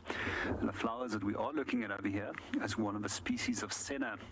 I don't know if you're probably familiar with a medicine called senna-cot, which is one of the laxatives. And quite often we do find that this is also even used as a laxative, although it's not precisely the same species of senna that they would use. It belongs to the pea family member, and what we do find with pea family members is that they actually have the ability to establish themselves in very pure nutrient soils, as that they've got a special bacteria that lives in their root nodules, which can actually extract nitrogen from the atmosphere. And that indirectly enriches the soil. Same principle as when you have a field that you have used for several years for crops and you now rest it, you plant pea crops on it to enrich the soil. Right over here we've also got a small little bouquet of flowers which we are going to deconstruct. That was our senna that we already discussed. The very next one which I'm going to bring out here, this one over here is a wild foxglove. Beautiful little flower, and quite often wild foxglove is incorrectly referred to as Digitalis purpura, which it's not. Digitalis purpura is a species which we get in Europe. It's also highly toxic, and it's often been used for poisoning people and a host of other things. In this case, our wild foxglove also has some medicinal purposes, and they're often used for the treatment of painful menstrual cramps. But you can also boil the leaves and cook it as a spinach. And when you crush it in your fingers, I'm not going to do this to BK because BK hates peanut butter. It smells precisely like peanut butter, and I love peanut butter. And then right over here, we've got a little grass seed. This one is known as a spear grass. And when we do start pulling out these little seeds over here, if it's enough moisture in the air and we wet these when they're dry enough, they'll actually start spiraling into the ground and drive themselves in, and in that way they will establish themselves. Then this one that we have over here, this little white flower over here, this is a species of Heliotrophium, also known commonly as a string of stars. And what's quite unique about this little flower is that it actually will turn its head into the direction of where the sun is coming from, hence the name Heliotrophium. Helios meaning sun and trophium to turn. And the next one we have over here, this one is one of the tumbleweeds, and it makes this beautiful tiny little white flowers. The only purpose or function I know that they use this for is actually by drying them and then burning them and taking the ash and rubbing it onto a person that has lost a family member to help with the going through a process of grief. And there's some beautiful little grass over here again. This one is known as a Natal Red top, which is one of my favorites as well, especially when you get big fields full of this, and especially if you have a late afternoon or early morning sun and the sun reflects off in fluorescence. It's absolutely stunning. And then right over here we've got one with which is referred to as a blackjack or kakibos in Afrikaans, and they've got these little sharp edges which get stuck onto the coats of animals, socks and humans, and that's how they easily distribute themselves. In their case, you can also boil the leaves as a alternative to spinach. When it does come to the species, it was introduced in the 1890s during the Anglo-Boer War, and that was hence the name why it was called kakibos, and the original reason why it was introduced in South Africa by accident was with horse fodder, and that's how it made its way into South Africa. And then right over here, I love these. This is one of the solanums, and this is referred to as a poison apple, and they're members of the potato or tomato family. And if you have a look over there, they all have very similar flowers when it does come to this family. And one of the things that we can use this for is a fruit specifically, which you can cut open and then you can place it onto an area which has been affected. If you have, for example, a ringworm, which is actually a bacterial growth on the skin.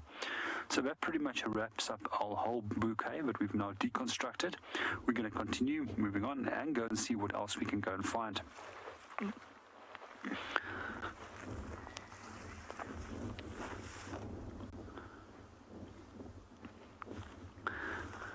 Good morning, Oriella, and welcome to the show. Yes, most of the things out here does have some form of a use, and sometimes it's more of a placebo, and in other times those things have real medicinal values, but you also have to sometimes weigh up the side effects of what those plants can have. And quite often when I used to go and visit a doctor's friend of mine, he used to tell me that he actually has a lot of patients which he has to treat on a dialysis machines specifically for damage that's been created to their kidneys because of toxins that has been ingested from plants.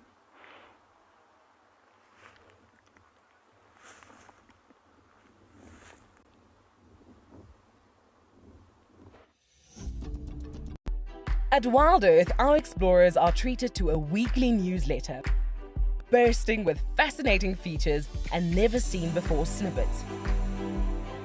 Recently, we have added some brand new sections which we think you will love. Find out what happens behind the scenes with our crew when they are not live on WildEarth. Have a giggle at our moments of the week from both Safari and Penguin Beach. And Ranger Eric answers your questions with fascinating and in-depth explanations as to the whys and hows of nature. Wild dogs coming out of, or the puppies coming out of the den site making those very high-pitched noises. All of this and more delivered to your inbox every week. So what are you waiting for? Head over to our website, sign up to be an explorer, and join the adventure. WildEarth Explorers, it's in your nature. Freemi Wildlife as an organisation is a value-adding service to the communities of KwaZulu-Natal. We are a professional wildlife rehabilitation centre. We work with compromised indigenous wildlife, and our whole goal is to return these animals back into the wild as wild animals. To get involved with this initiative, go to our Facebook page, Freemi Wildlife. Alternatively, you can go directly to our website, freemiwildlife.org. We hope you get involved, and thank you so much for your care and support out there.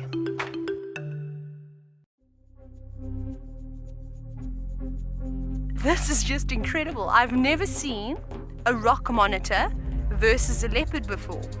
Now, unfortunately, this monitor does not stand a chance. Oh, look at this.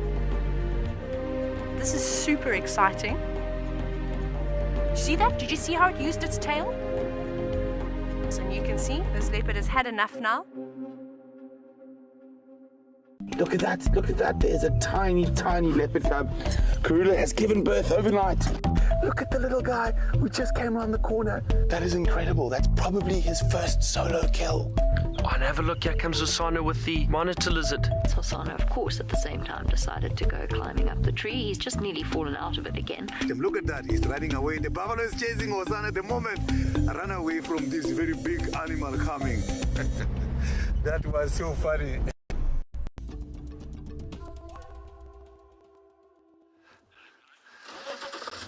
Welcome back, everybody. I'm still just had a couple of sways and spurfowls, but they just decided to run into the bush. I think they were a little bit camera shy. Where are you now? Hello, where are you? It's amazing how quick this Even the grass, the grass is really turned very quickly to that brown color. It's amazing how the vegetation changes color here in our seasons. It's a matter, it's really sporadic. It's like just boom. Same as summertime. In winter, it's of course everything, no grass, no leaves on the trees until that first bit of rain comes in September, October. Just a little bit of a injection of water, and all of a sudden it's really lush. Little leaves and everything starts growing through, and the grass becomes nice and green.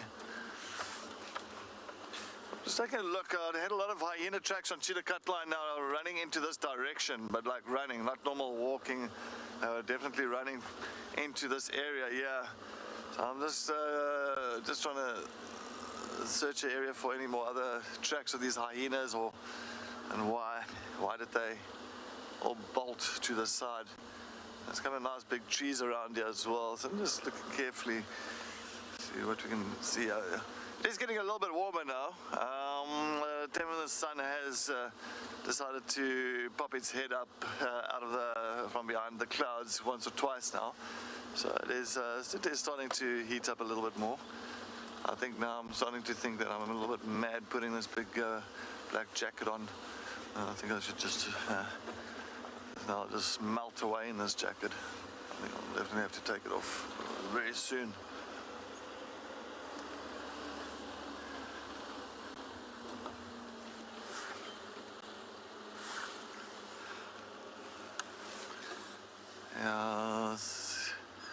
Sorry, I just want to take a look here. It looks like I had a little bit of tracks here.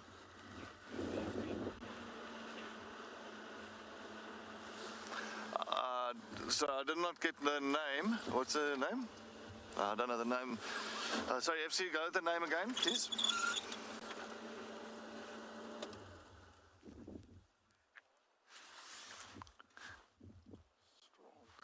Strawn.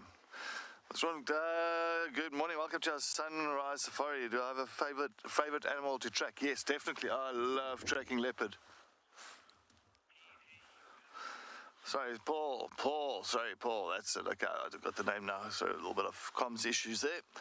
Paul, definitely I love tracking leopards. Like exactly talking about it now. I think just want to show you. Yeah, I've actually got a nice specimen of a leopard track. Hopefully, Agard can pick up on this track here.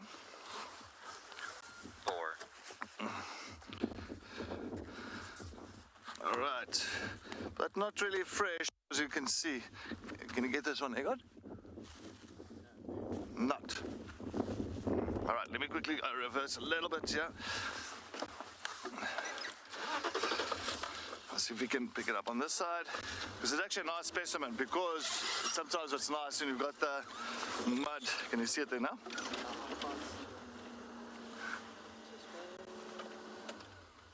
Yeah. All right. Of course, a beautiful leopard track here, but it is very hard. So this track came up after rains, and when it was still nice and soft and muddy. Looks like a female leopard came past here. Nice. It's actually quite hard. It's nice. You can actually make a nice little cast from it. You know, if you can put a cast in it and make a leopard track from it. But this was a female.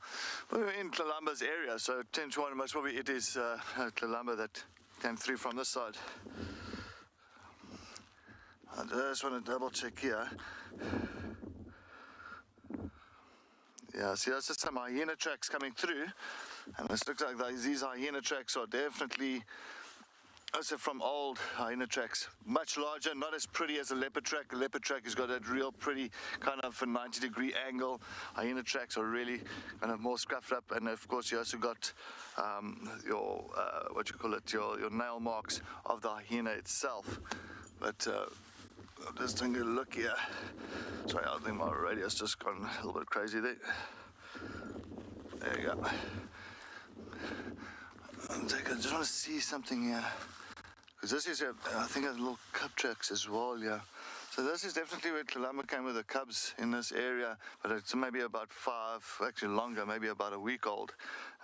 As I said, it is really quite hard as it is.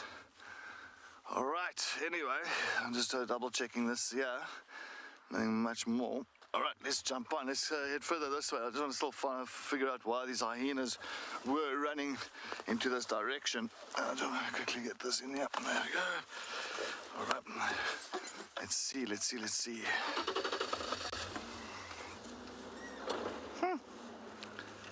All these mud wallows are all nice and dry now.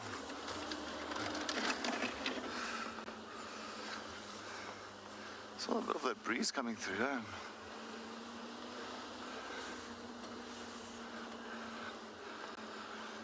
Well, we're trying to follow up on these hyena tracks going this way. Hyena tracks and where they're heading to. Let's head to Kelly. Oh, she's got some creepy crawlies that she wants to show you.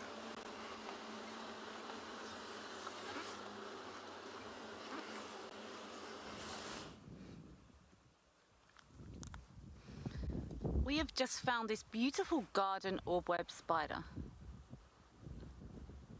Not actually part of the golden Orbweb spiders, despite what it may look like. This wind's picked up now, but look at this image of her creating this. It's basically a stabilizer on her web here. And since I last saw one of these, I've been trying to think why she would sit with these legs segmented like this, and I think it would probably be to certainly when it's windy, less wind resistance, and to make her less visible. I would assume things would see 8 legs more easily and it would look more spider-like than if it was just clumped together there. So together formation.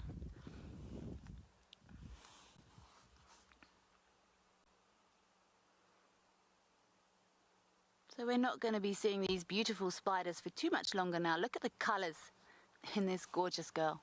Sorry if anyone is a bit of an arachnophobe, but just take a second, if you can, to appreciate how delicate this beautiful spider is.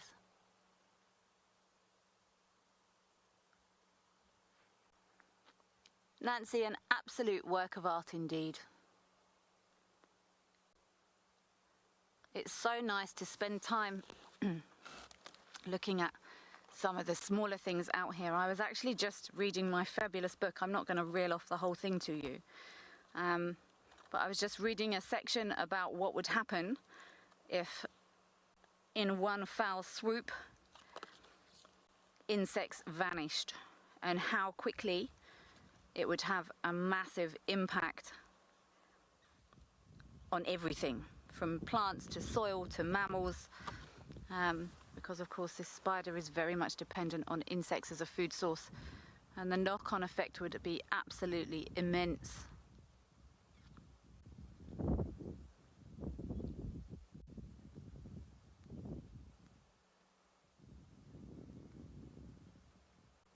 I think the two things that interest me most in the bush, one is ethology, so that's the behavior of animals. I'm actually working at the moment learning about the behavioral side of companion animals. I'm only one assignment into a diploma, which is absolutely fascinating, but there are links, because obviously domestic cats, domestic dogs are linked to our wild dogs and our big predator species out here, and how that translates. And the second thing is the interactions between all the stuff here. So from plants linked to insects, from insects linked to herbivores, from grasses linked to soil types.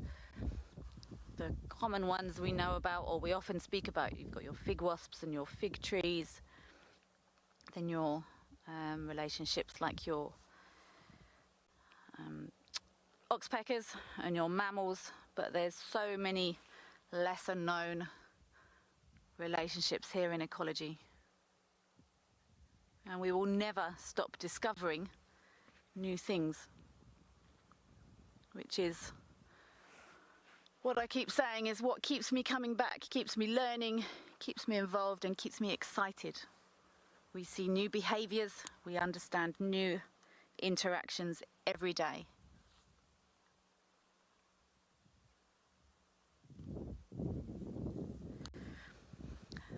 Wesley, I would assume yes, although most of these spiders, these and the other Nephilias, the golden Orbweb spiders, are quite brightly coloured, which often indicates a toxicity level. And I've never seen anything eating a garden or a golden Orbweb spider. I would assume yes, but they do, Wesley, you're right, they do hang around on webs quite conspicuously. So maybe there is all spiders are venomous, but maybe these also have a toxicity level in them that deters things from eating them. I've never, I'm going to say, I would guess yes, but I have never seen something eating one. Have you ever seen something feeding on a Orbweb spider, Craig? No, I haven't either. So logic would say yes, but I haven't seen it. So I'm neither going to confirm nor deny, Wesley. I have seen things eating baboon spiders. I once sat underneath what was it? It was a woodlands kingfisher. And I went, oh, look, it's got something. And I sort of rolled forward and I looked up and this woodlands kingfisher was banging the legs off a very large baboon spider, which is basically a tarantula. And then I suddenly thought, oh, actually, maybe I don't want to sit right under here. I don't really want this landing on my head. And it gradually bashed all the legs off this spider. And then I've also seen birds swallow large spiders without bashing the legs off them. Blech.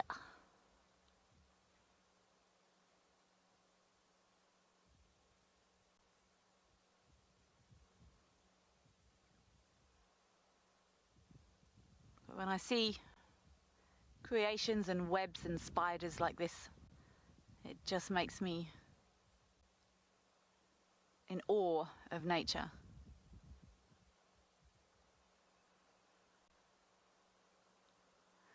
Ray, they're not your favourite. That's okay. They don't need to be your favourite. Lots of people, I must admit, my dad is a horrendous arachnophobe. Sorry, Dad, if you're listening, but like absolutely petrified. I don't want them on my face, particularly, or my arms. So they're not the favourite of lots of people, but as long as we can appreciate them for their beauty, for what they are, as long as we don't hurt them, try our best not to destroy their webs or their homes, then I think that's good enough. My friend Liam, who was here a while ago, actually helped me get used to spiders a little bit, because they do sometimes end up on us or guests, or, you know, and I needed to be at a level of being able to remove it from someone. So they're not my favourite either, but I would never, ever hurt one.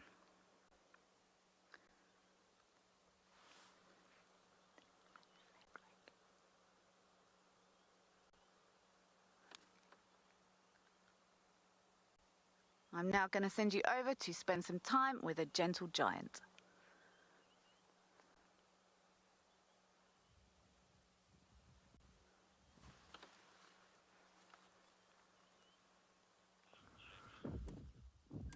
Yes, welcome back. I've got a nice, beautiful herd of elephants, a breeding herd of elephants just feeding around a termite mound. So there's one or two little calves that's part of this breeding herd. Oh, absolutely amazing. I just love these elephants. Absolutely adore them. Sit here and actually watch them all the whole day. But you can see how they're using the trunk and trying to wrap and then swirl it around and try and grab a nice grass around this termite mound. And why on the termite mound as well? Specifically on the termite mound, because the termite mound, of course, the soil is so much richer. Hello, Bill. Don't worry. Don't worry, we're just watching you and your family. All right, I'm just going to go, let's wait for this one, yeah. Because much richer in minerals and nutrients, the soils, of course, the grass and the trees that grow on this termite mound is much sweeter. You'll find a lot of animals really feed, a lot of the herbivores really feed on these mounds. You see how it shakes. I'm shaking anything that's left on the grass, sand, or if there's insects or anything that they don't want to eat, they actually, of course, shake the grass. You'll see there, shake it quickly, one will shake and then pop it in. You'll find, of course, there are eating machines. You're looking around about maybe 20 to 22 hours a day they'll be feeding. And the rest, of course, I've got to go for a drink or short intervals, little naps. There you go. Still a young female, this, of course, we're looking at. Not really that old. I think maybe a good, maybe 14, 15, 16 there. Okay, they're all moving a little bit in that side. Let's see if we can get around to the little herd. Let's see. I want to see if we can get around this side. And there's a couple of nice little calves. It's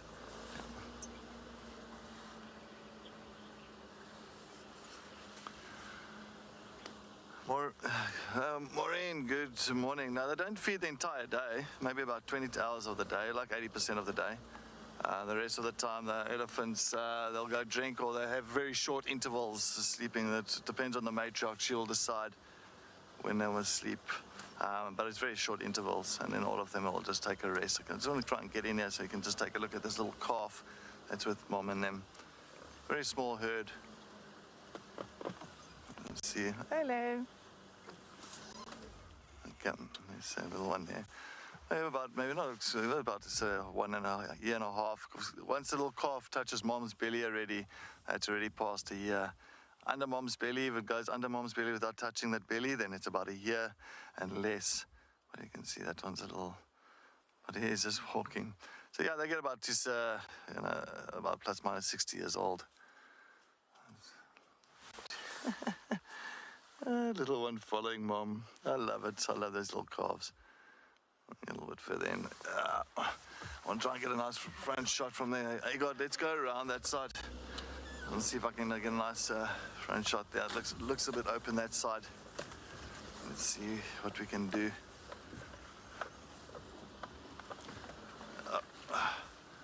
Bumpity bump. Yeah, I think we've got a nice little gap here. Nice little gap.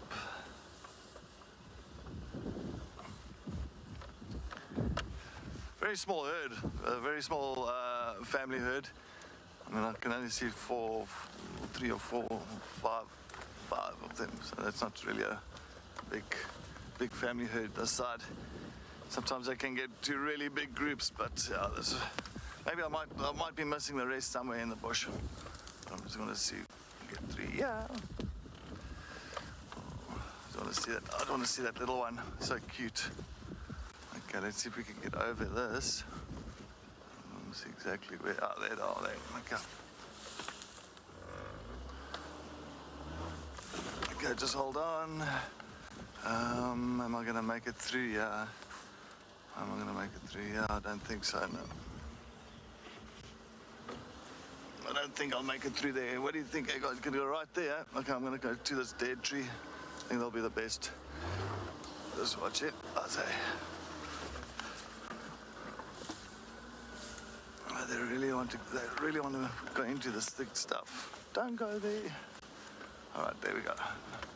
Perfecto, found the gap.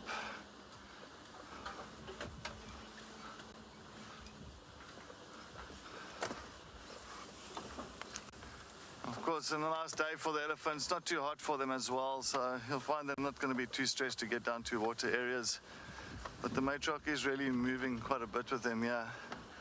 Yeah, see, she's going further in that side. I think she might be heading towards Nyala South.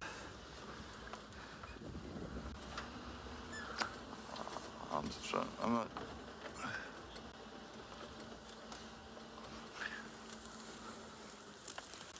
Oh, I can't get in.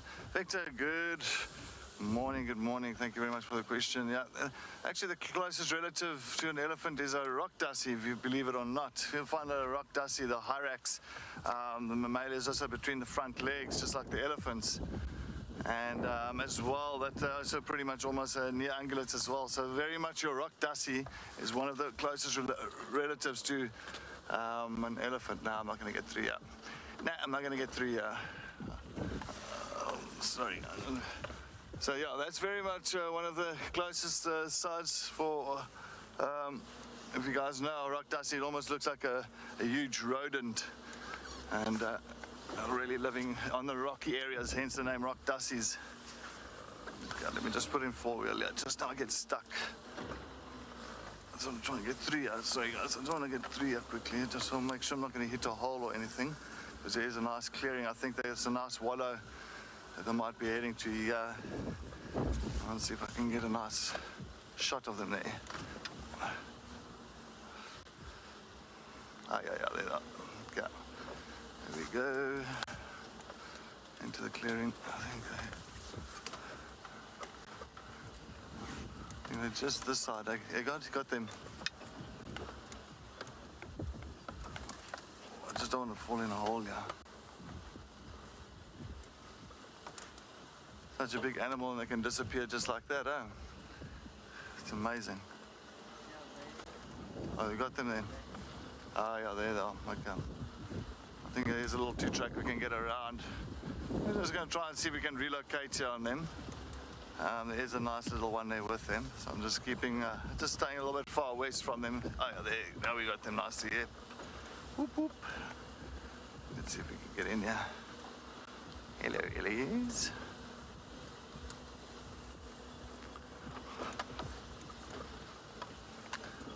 Really making me work for these ones, yeah.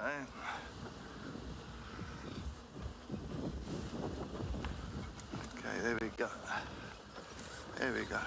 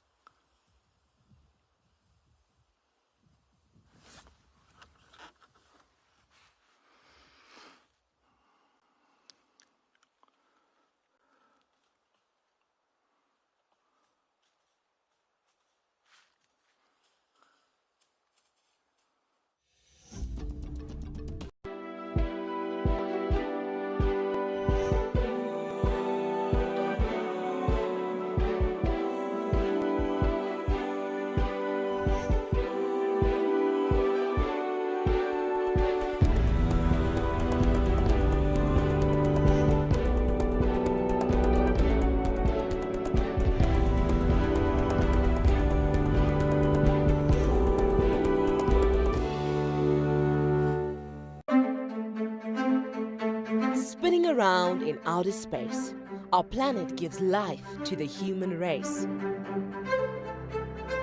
Every day when WildEarth is out on drive, we see our Earth's beauty. We see her alive.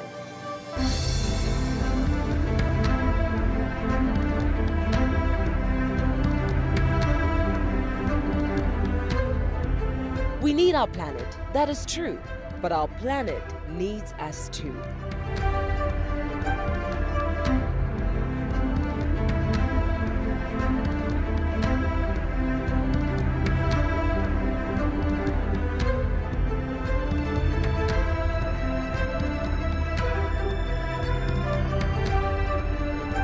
WildEarth will be celebrating Earth Day on the 22nd of April with a special safari live show.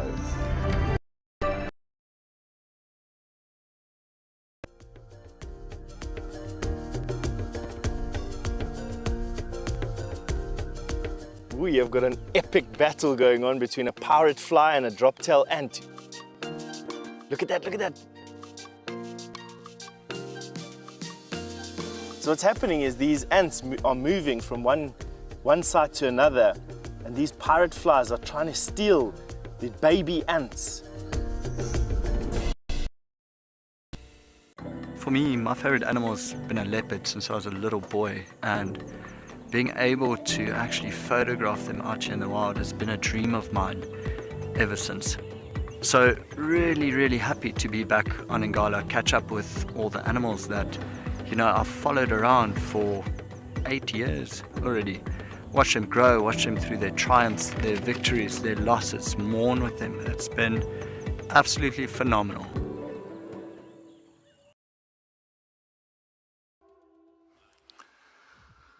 We're still sitting with a small breeding herd of elephants. Once again, it looks like the rest of the young calf has just gone a little bit more in front there. I think they kind of went into thicker stuff, so I'm not going to go too far much further from here and it gets really hairy inside there. So I'm just gonna sit with this one while this one is very much feeding on a beautiful knobthorn tree. Of course, just shaking all the stuff off and really making sure it's nice and clean to feed on. But they have to eat quite a bit. They have to eat around about 5% of their body weight. You'll look at around about, for a big male, 6 tons. That's about 250, 300 kgs of vegetation per day. Also can't be too selective. They're very good. Problem is only about 30% gets utilized by their digestive system. The rest, 70%, gets really passed through. And so yeah, eating 5% of the body weight is very important. But as well as they're not too selective over things. So you'll find elephants feeding on grasses, leaves, roots, bulbs, flowers, pods, loads of different kinds of vegetation types. But yeah, no, I'm not going to follow there. As you can see, it is quite thick inside there. I'm not going to really try and bash through all those things. But yeah, at least we've got a little bit of a view of a nice little breeding herd of elephants that came through here now.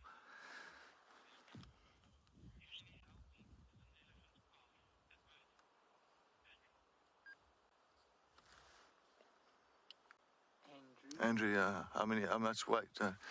How heavy is an elephant calf at birth? It's about 35 kilograms. It's very light. Compared to a big giraffe calf is around about 140 kilograms. Elephant's about maybe 30, 35 kgs. Very small, very small. So it just shows you. And 22 months gestation period as well. So we're very much the longest gestation period for any land mammal in the world. So that is quite a long period of time. But yeah, very, very small. But anyway, they've moved into very thick areas and all that. But yeah, thank you, Andrew, for your question. Thank you for joining us on our sunrise safari. Now I need to try and get out of here somehow. See how, there we go. Boom. Almost hit that stump. But awesome. I love spending time with elephants. Always nice, especially if it's more in the open or if it's close to the dam areas and all that. But talking about the dams, let's head to JP in Pridelands, see what's happening at his watering hole.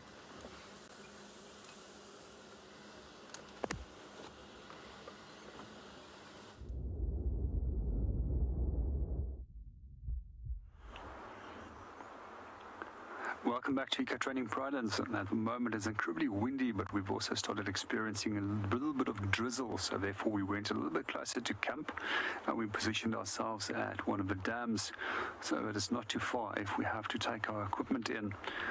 Now we were just waiting for some animals to approach or some birds to come and have a drink. But in the meanwhile, if there's any of you that have any questions that you would like to ask us to help us out while the weather is turning against us, they are more than welcome.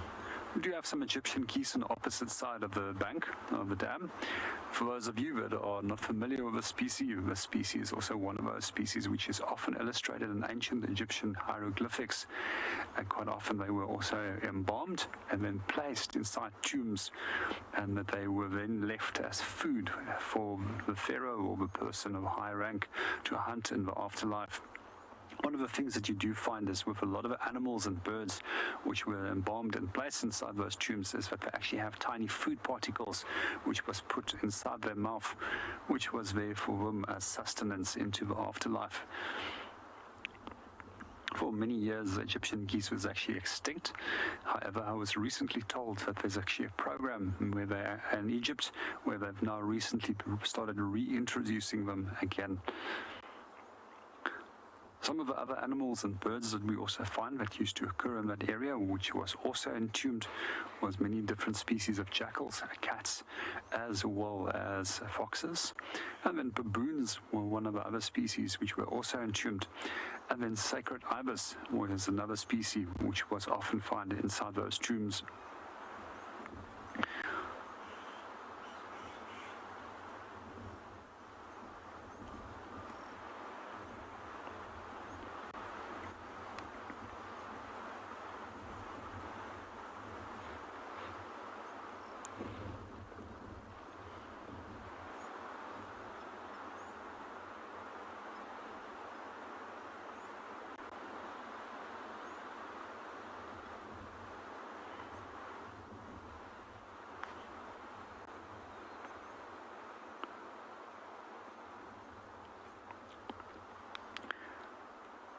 Good afternoon, morning Mimi, and welcome to the show. There's a number of other duck species which we do find that come in, and they're mostly comb duck, also known as a knobble duck, and then occasionally we have a teal that comes into the area, but there's not a great diversity of ducks. And when it does come to the Egyptian geese, it's actually a duck, however it's referred to as a goose. But when the early settlers arrived in this area, because of the sheer size of it, it was automatically just called the Egyptian geese, although technically it's a duck. And when we do separate ducks from geese, we actually look at amount of neck vertebra, and it seems of geese has got a slightly more number of neck vertebra compared to ducks.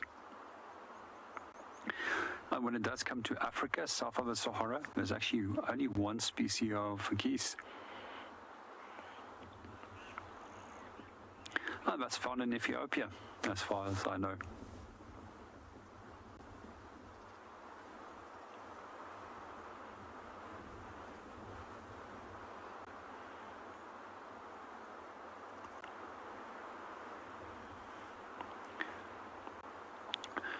Good morning, Ali, and welcome to the show. When it comes to the eggs, I've seen that the eggs have been taken by water monitors as well as rock monitors. And we also have found that even the harrier hawk has taken the eggs out of the nest as well. I mean, harrier hawk also will go for the chicks. We also have seen over the years that baboons and a host of other species will go for the chicks. At this very same dam, I also had a peregrine falcon which took one of the chicks several months ago. And when it comes to adults, we find that the adults are often taken by a wide range of different predators, which will also include species such as martial eagle, leopard, and anything that can potentially catch them.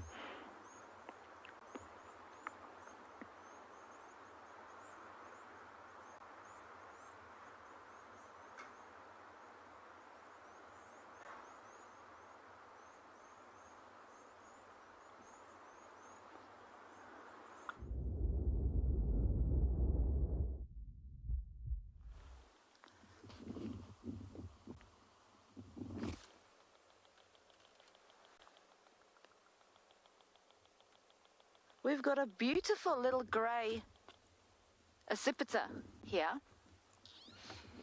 Please feel free to give me your input as to what it is. I'm going to have a good look with my binoculars and we will check together now. It's too small to be a gabar, I think. It doesn't have... Oh, does it? Is it a shikra? Let's check the shikras. I thought shikras had a redder or brighter eye than this, but I could be wrong. Please feel free to send in your answers.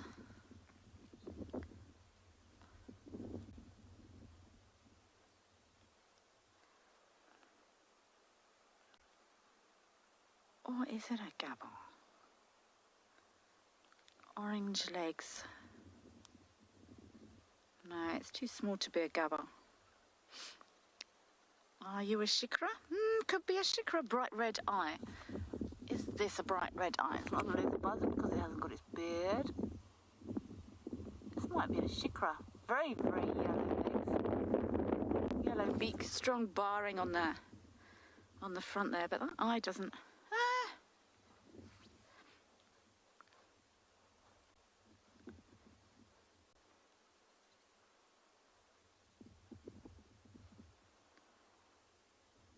Might be a shikra.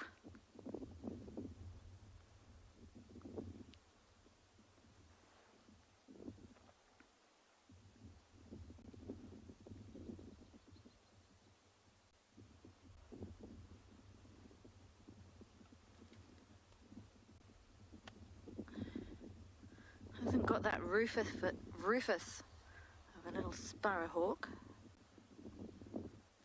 Oh, these accipiters. I struggle.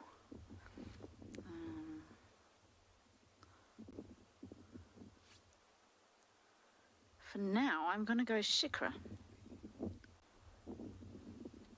So small, they're little birds, 29 centimeters, these shikras.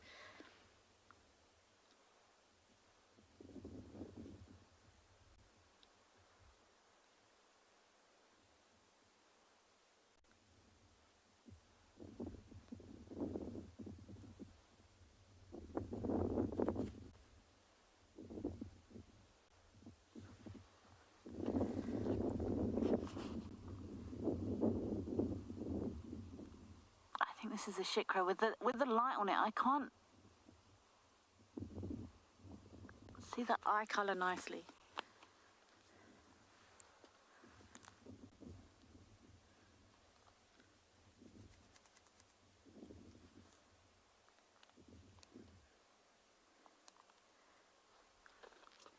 Kathy Lee, I like your style. Indeed a handsome fellow.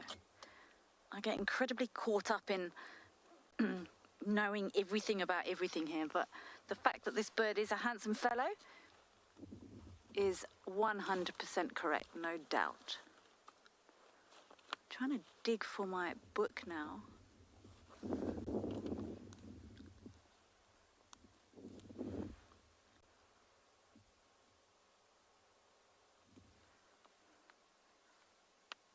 The yellow legs that are very striking.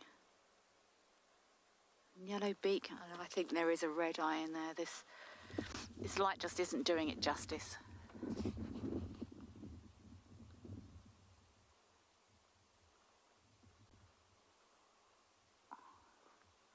So nice to see these smaller raptors here.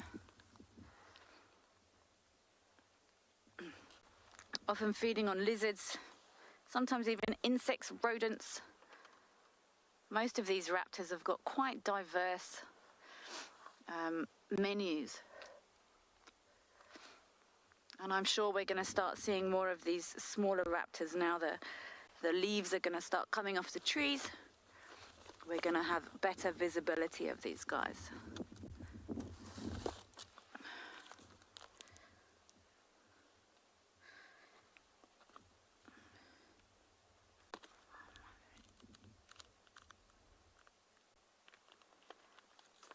When I'm birding, I try and work out what it's not first and work my way backwards.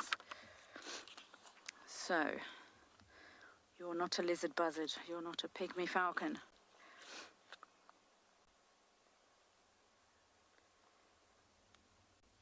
You're not a sparrowhawk. Are you a gabber?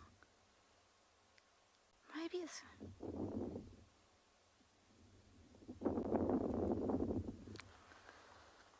Annabelle, an eastern red-footed kestrel. I have never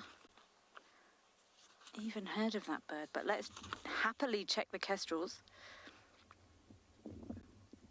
Grey kestrel, Dickinson's kestrel, kestrel. Eastern red, oh, an amour.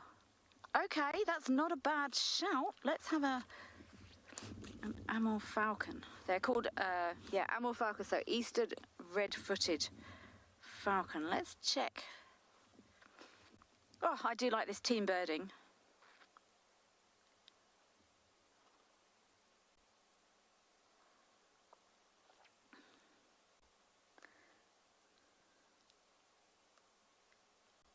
Amour.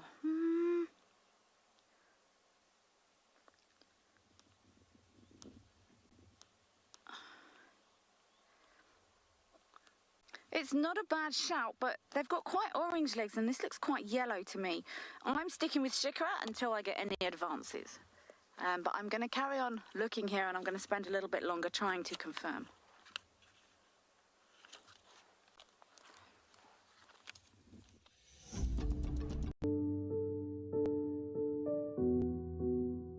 She just, for me, is just one of the most pretty females out here. But look at those eyes. She's always got a look of fire to her, doesn't she? There comes Tando. But look at that belly now. Earlier I was saying that she's looking like she's pregnant, but look at that tummy. It is definitely swelling, and I'm sure she is pregnant. Look. Oh, Tandy, you beauty. You've done so well. Here we go, everyone. You're a good mom, I know that.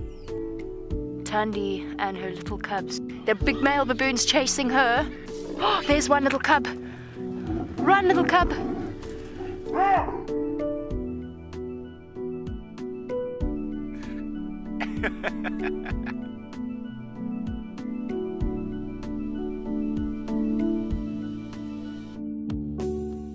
I think there's just so many wonderful things about elephants, and because they've got large space requirements, when you're conserving elephants, you're automatically conserving all the other smaller species that share the landscape with them. In 1996, my mother and I started drawing individual elephant ear patterns, so that's the margin of the ears. Elephants Alive is a South African-based NGO that conducts research on elephants and works where elephants go. Elephants have taken us from South Africa to Zimbabwe, Mozambique and Eswatini as they forge vital corridors connecting protected areas at landscape level. We've been going for 25 years, collaring elephants, developing individual elephant IDs, and we've also got a really big project where we protect large trees from elephant impact. And then we've also got various community outreach. Our aim is to ensure the survival of elephants and their habitats and to promote harmonious coexistence between elephants and people. Find a way into the kill to eat, get their fill in there as well. But they're also going to be told off. See, lions are not great at sharing their food.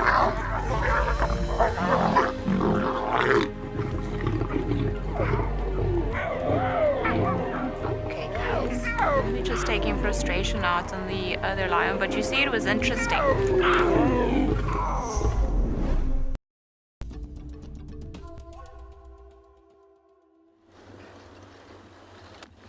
That little bird disappeared and I'm sticking with Shikra. I think those yellow legs were a giveaway for me. I think, but I'm always open to discussions. We get very hung up on what everything is here. And I know I get very frustrated when I don't know the answers to all the questions.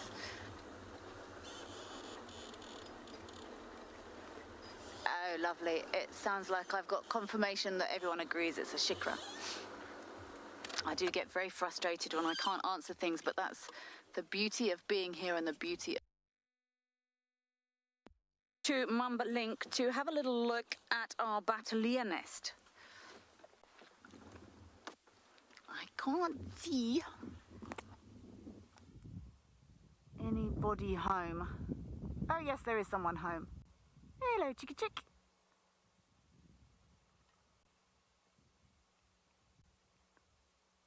I can't see any adults here, but I did just see a little fluffy head pop up there from the nest. Getting this light is very tricky this morning. There is no sun, so it's difficult to get a view through these branches with it being so shaded in here, but there is definitely a chick present. Very cool.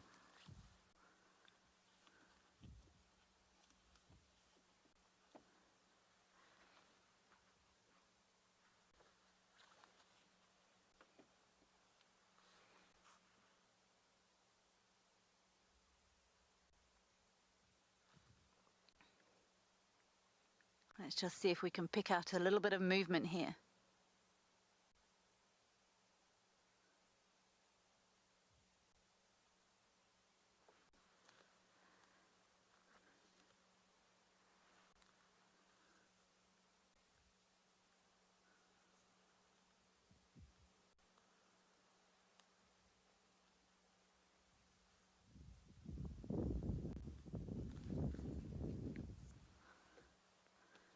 It would have been lovely to see one of the adults here. These Battaliers, such beautiful birds.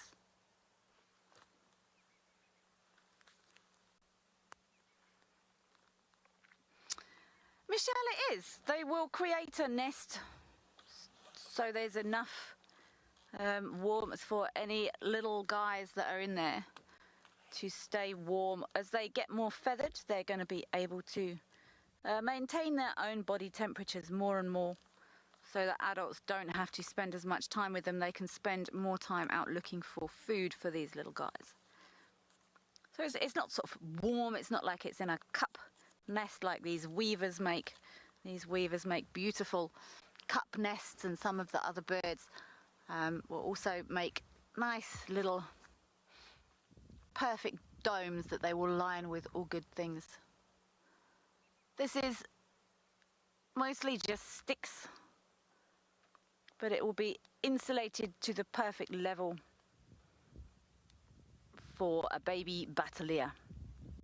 And when they're small, before they've got feathers, the adults will spend much more time providing body heat and warmth for these little ones.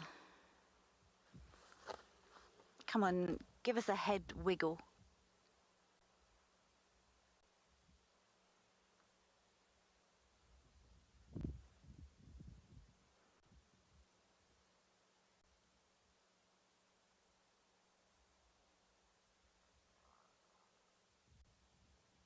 There's definitely someone up there.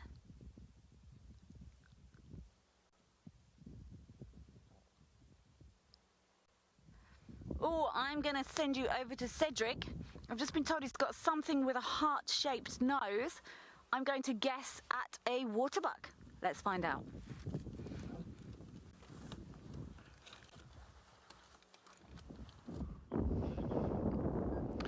I was just sitting with a beautiful waterbuck. Yeah, Treehouse Dam, a nice little family that just came down. And of course, one male impala ram that's just amongst them. Feeling nice and safe, with safety in numbers. And you can see two female waterbuck with a little calf in between them. So just really relaxing now next to the water areas. And with their real furry, fluffy coats on them. Of course, as you know, they are always hanging around water areas, hence the name waterbuck. And you'll find many times waterbucks also kind of graze around. So they mainly graze on kind of coarse grasses. Actually, seldom really eaten by other grazing animals. So they really feed on nice coarse grass species. And as well, seldom you'll find them as well browsing on leaves. So if there's not much grass around, you'll find them browsing on leaf areas. But the funniest thing about a waterbuck is really that white ring around their bums. So it really looks like a toilet seat that they have been sitting on for quite some time. And there you can see a beautiful male. Look at that, absolutely nice recurved horns. And now you can see that clear, real ring on his bottoms. Very, very interesting for those rings. As you know, that the waterbuck really hangs around real thick areas as well, around the riverines, around dams. And of course, that's pretty much a nice little follow me sign for the waterbucks to can really follow each other through the real dense areas.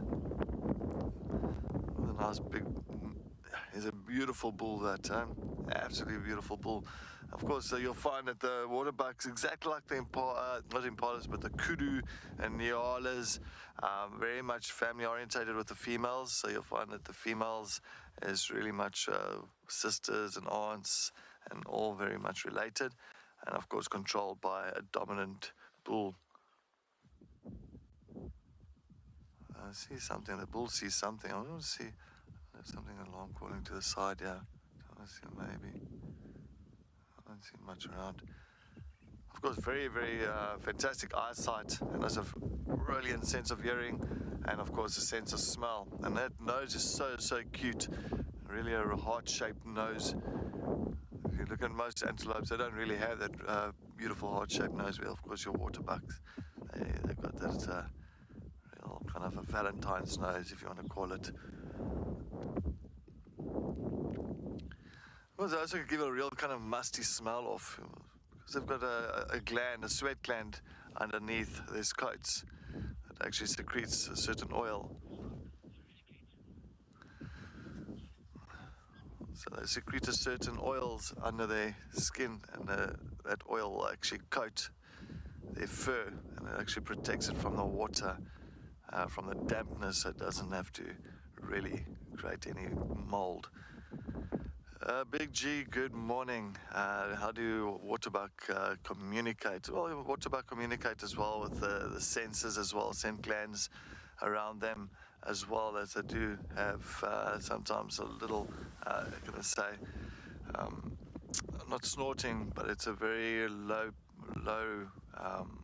frequency noise that they do make amongst each other, but mainly due to scent. They make a lot of course, areas around the water areas, they actually leave a lot of their scent around that side just to communicate and see when each one will be in estrus, as well as many times you'll find a female will urinate, and if she is going into heat, you'll find actually the male will roll back his lips on the scent and actually open the vomeronasal gland. So the vomeronasal gland sits just under the palate of the waterbuck's mouth, and actually let that scent run all across that gland itself to actually get exactly the timing for the females when they go into heat. But there is a lot of wind around at the moment as well. I think that's why they're very much in the open clearing. It's a little bit safer for them at this kind of weather condition. And I think that Impala as well is feeling very kind of happy being around with these waterbucks. So just really much feeling safe in case anything does come around here. He's got some eyes and ears. And there's just a big hippo, of course. Treehouse Dam still got the big hippo that's still hanging around here, but he's just still in the water. He's still bobbing up and down here. I think he's just, at least he's got some company today for the morning.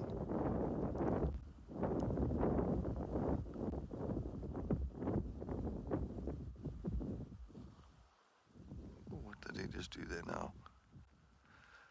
I was actually on my way to the Hyena Den when I bumped into these waterbucks. I think I'm going to still maybe make my way just now to the Hyena Den. I just want to see what's happening that side there. Somebody did go past here quite earlier, and there wasn't much happening there, quite quiet.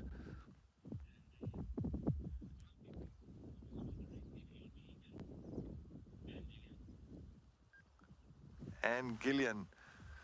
Yes, it must be definitely painful if you're thinking, well, when are you going to be next on the menu for predators? But that's the reason. But they very well must remember your prey species. They're always quite aware, always really kind of using each other's safety in numbers situation like this now. And of course, it's for a predator. It takes a lot to really take, to really get up close and or have a successful hunt. But I can't think for the animal themselves. I'm sure maybe they don't really think in that way.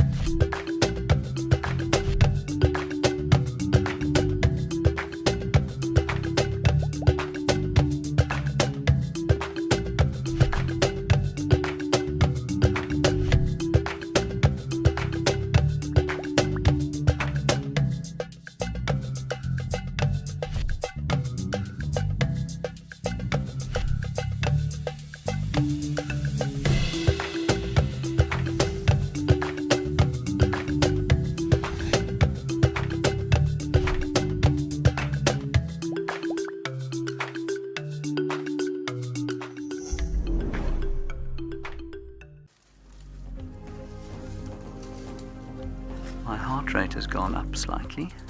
In fact, it's gone up quite a lot. This elephant is now 2 meters from us. Okay, we might have to move here. No? Yes. Sorry, my friend, but you're about to push that onto the car. You see how cross he was that we didn't want to watch him push the tree over. That's why we moved. In the woodlands of Juma lives a lion pride with a taste for buffalo. Look, look, look, look, this is insane. Now, this is what I was saying about lions and buffalo. It's absolute pandemonium. WildEarth have been privileged to follow the Nkuhuma pride for many years. One of the most loved cats in the pride is Amber Eyes. She was not successful in rearing her first 2 litter of cubs and was seen as an aunt to the other youngsters. Then eventually, towards the end of August 2019, we found her with 4 tiny cubs of her own.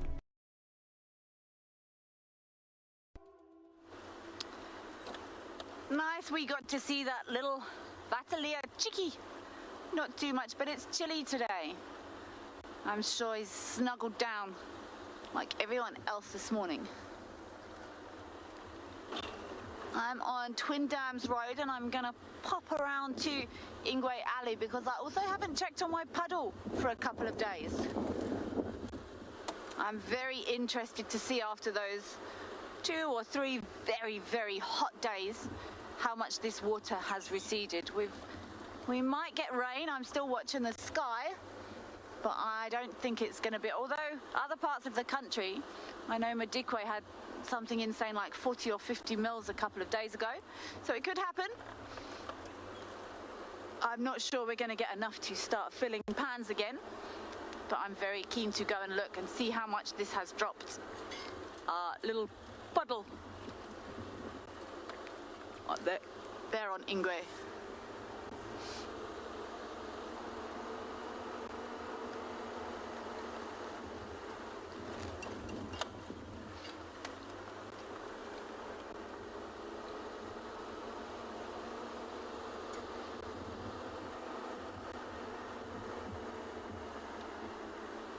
I haven't seen any sign of lion tracks or even leopard tracks this morning, which is quite surprising.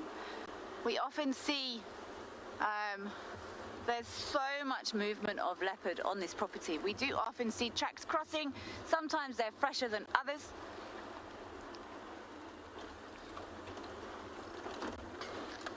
Oh, sorry, dove. It stuns me how animal movement can change so quickly in this area.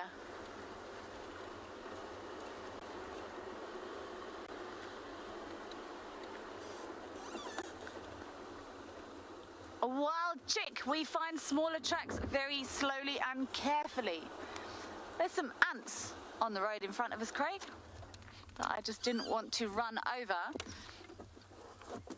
Wild chick, we just look very slowly and carefully, and we often get in and out, and then we walk backwards and forwards and peer and go back and peer again is how we find these smaller tracks. These ants, are they ants?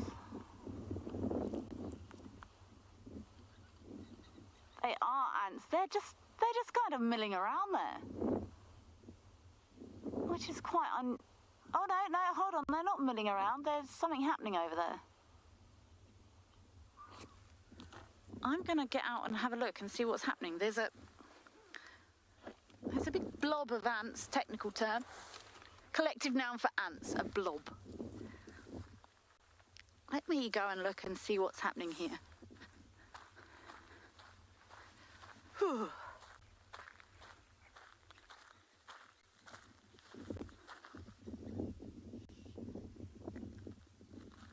There is a hole just here, but it doesn't look like that's where they're gathered.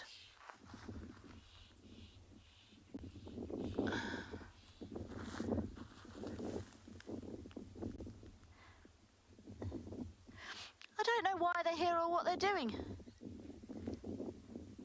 Normally we would see ants going to somewhere or from somewhere. If there was an obvious food source, they might gather around an obvious food source. It does look like they're gathered.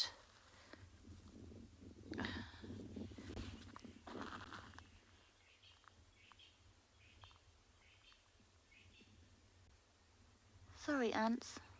Move that other way. I thought there was maybe a hole under there, but there's not. Ronaldo, you're right, they do always seem to be busy, but these ants are just sort of hanging around. there's sort of a clump of them just here in the middle, and I thought maybe there was a something going on there or a hole, but it seems they're just gathering. They're gathering here and here, and this one's picked up a piece of sand. Suggestions welcomed. They're spread out all across here. There's another ant blob here. I don't know.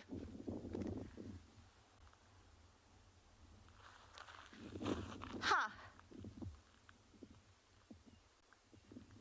Often these winds and temperatures affect the behavior of all animals, from big to small.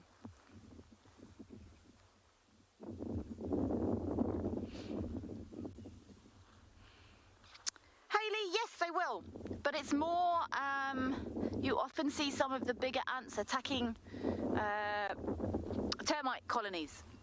You often see them, they'll be on raiding parties and they'll be on their way back carrying eggs. But I've got no idea what's happening here. Anyone suggestions? You are more than welcome to send them through. It's just a bunch of loitering ants. Loitering blob of ants. I'm gonna pick my way around them. I don't want to squash them.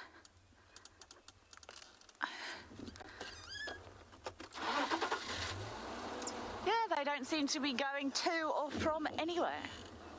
It could be that there's some invisible food source on the floor, maybe something's urinated or something and there's sugar in the urine, or I'm guessing now. I'm completely guessing. I don't know. I'm glad I saw them though and didn't squash them.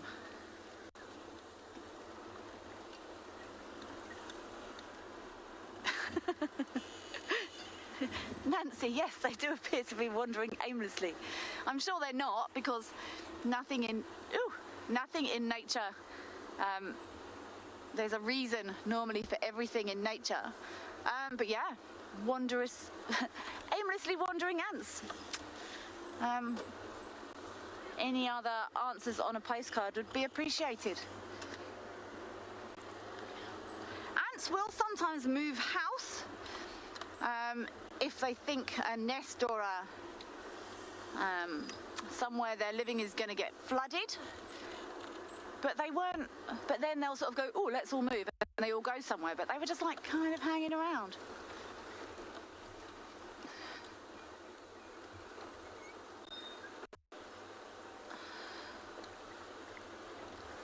Oh, we've got some Inyala. Hello.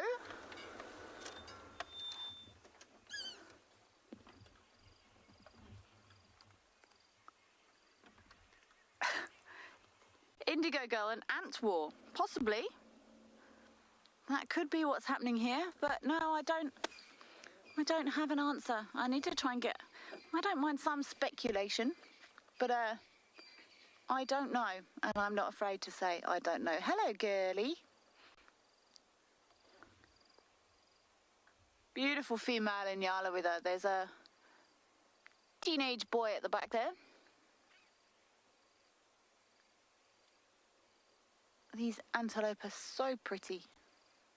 Nice to get a clear view of this young male as well. You can see he's transitioning between that female type stripes and then developing those darker colours that we see so nicely in these males. And they will change their coat like this all the time. He's not got his full adult coat, his full adult markings.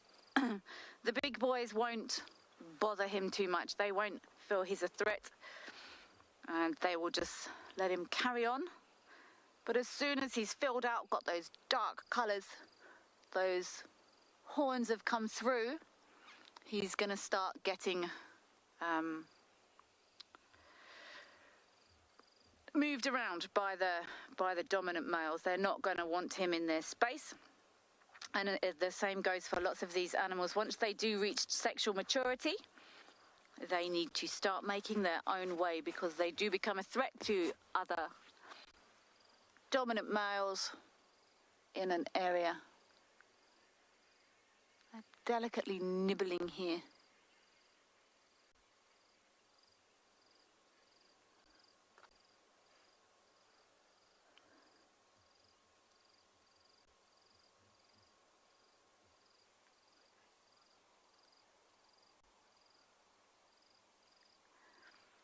KG, they are beautiful, these Inyala. I'm not surprised they're your favourite. Everyone's got a favourite for their own reasons. I think my favourite antelope is probably a klipspringer. I haven't seen in Djuma. You seen klipspringer here, Craig? No, not in Djuma. They prefer these like rocky outcrops and things, and they're tiny little rugged antelope with tiny little feet, little hooves, and they bounce across rocks. I actually saw an amazing clip recently of, I think it was wild dogs had cornered a family of klipspringers on the edge of like a cliff, on the edge of a koppie, and they just all stood like mountain goats sideways and just eyed these wild dogs, and they didn't get them. They were so close to the edge of this koppie. I would love to hear what Cedric's favourite antelope is too, and also JP's. Cedric, JP, what's your favourite antelope and why, please?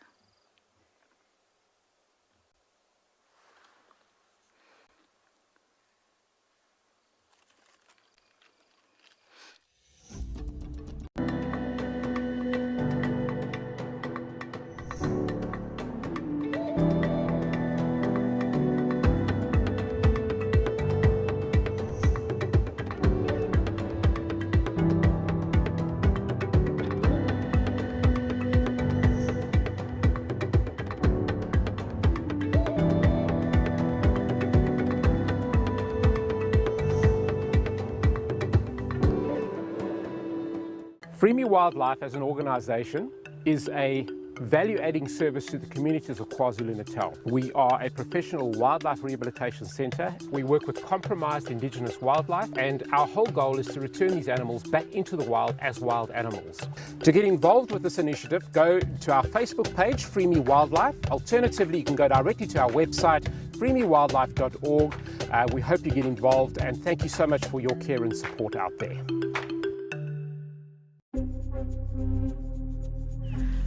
But I think that's him. I think that's the one I must.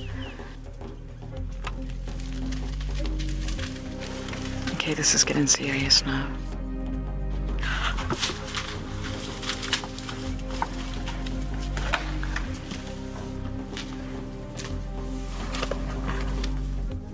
I knew there was going to be trouble.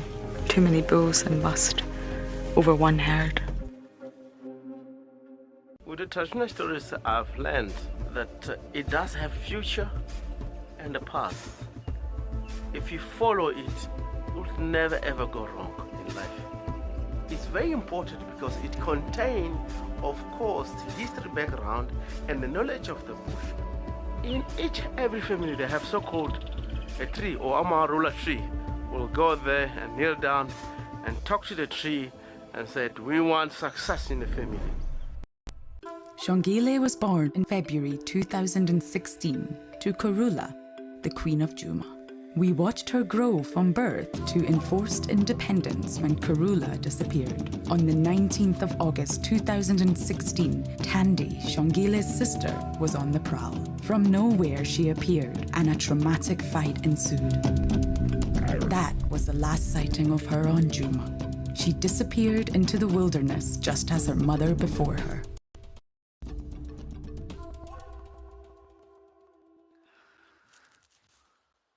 Yeah, look, we've got a little steenbok, a male steenbok. You know, so they usually always run when you get close to them, so I stopped a little bit far away. Oh, as I said it, there he goes. Oh my word! Bye bye. He runs. So it's part of the dwarf antelopes. Of course, a nice male steenbok, nice big, long, straight horns, and that's as big as they do get.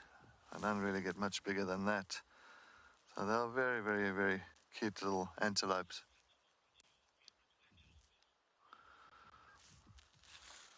Kelly, good morning. Welcome to our sunrise safari.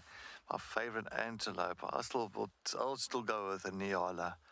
I think a Nyala to me is still my all-time. It's just because of especially the males. It's just that beautiful white that is at the back of back of their spine, and when they got that philo erectus, when they kind of erect that hairs all up and they fluff their tails up, I think it's just a stunning looking antelope. All right, so thanks for the question, Kelly. Well, I'm sure a lot of people do enjoy those kind of antelopes around here. Even the kudus are also quite an impressive antelope that we do have in this area. Yes, I do have my jacket on again. It is, the temperature has dropped dramatically after the sun. The sun has gotten behind the clouds. You know, let's head to JP and see, maybe he's got some spots.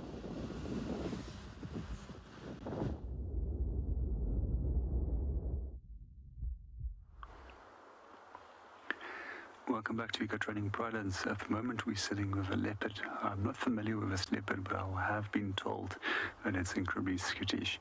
So therefore I'm going to speak as soft as possible and actually as little as possible.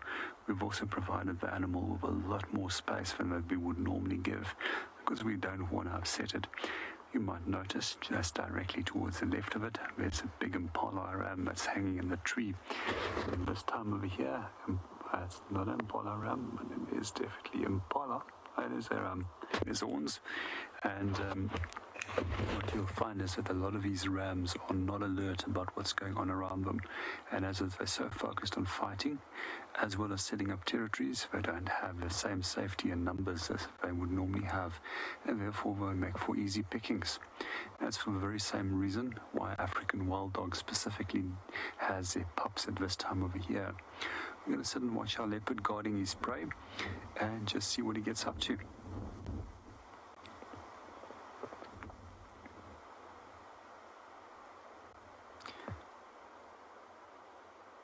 I'm just going to continue speaking softly. So when it does come to leopards in the savanna system, we find that these males can sometimes get up to some 90 kilograms in weight. There's even records of well over 100 kilograms. Good morning, V, and welcome to the show. Yes, it's absolutely stunning. I'm really glad that he is now relaxed and that he's a little bit more on the resting side. And my concern was that he was actually going to hop down and go and feed on the ground.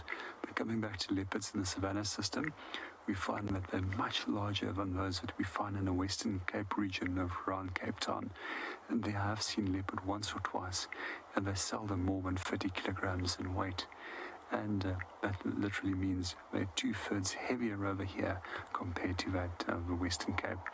And when it does come to taking prey up into a tree, we see savanna leopards typically does this to avoid the predators such as hyena or lion can steal their food. But if you're down in the Western Cape where there's no competitors, you simply just feed on the ground. And one of the reasons why our savanna leopards is much larger than the ones in the Western Cape is because of larger prey items and more food availability compared to where they have to go for small prey items in those areas. Now let's watch him, and hopefully he might start feeding again.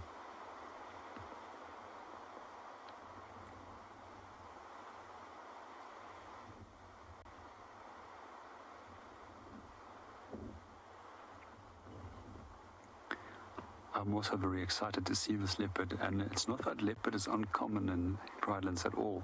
It's just quite often when we are doing segments, we're in the wrong place at that moment, or simply that I know that it's an area where I cannot move in with a vehicle, or sometimes on one of the neighboring areas where I don't have traversing rights. We now currently know about a female with her cubs. Another female with 2 cubs was seen last night. I'm not sure if it's our female with 3 cubs. Maybe one of them was not showing itself. And then this morning again, this big male that's busy feasting on his impala ram that he killed.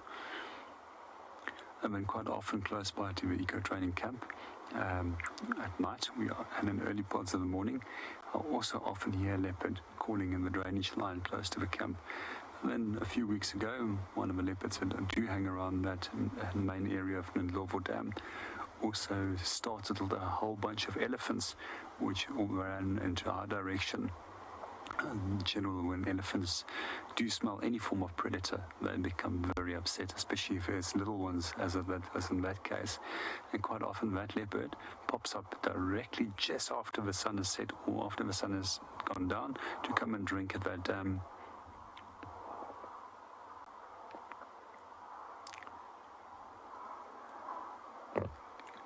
Good morning, Indigo Girl, and yeah, welcome to the show. It is really stunning sighting what we have over here, and he's so relaxed. I just wish I had a camera with me this morning, and a lens would have definitely helped. For the moment, we're just going to give him all the space that he needs. That's one thing that I don't like, is actually pushing animals, and that's why it's so important that you understand their behavior and what their behavior tells you. And at the moment, we know that he's relaxed, but when they do become edgy with you and their presence, just like us, they've got different levels of tolerance to space. And some individuals will just walk right past the vehicle.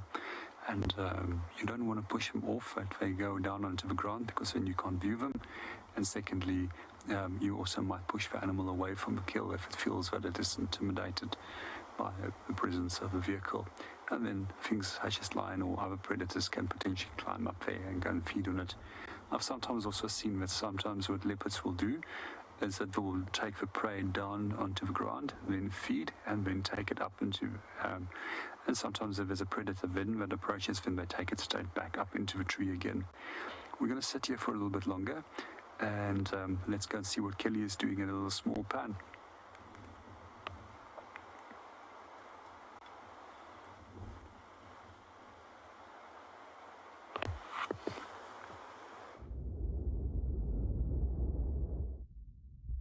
I have come back to the puddle,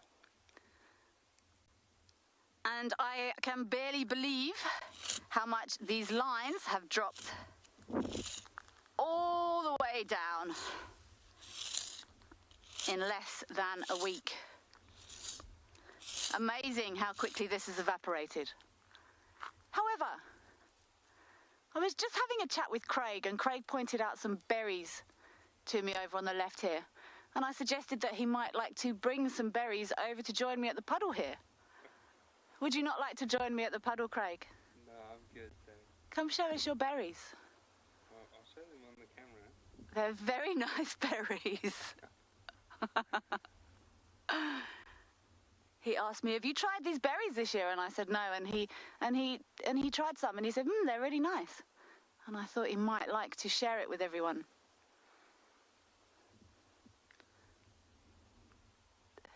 Such nice berries, Craig.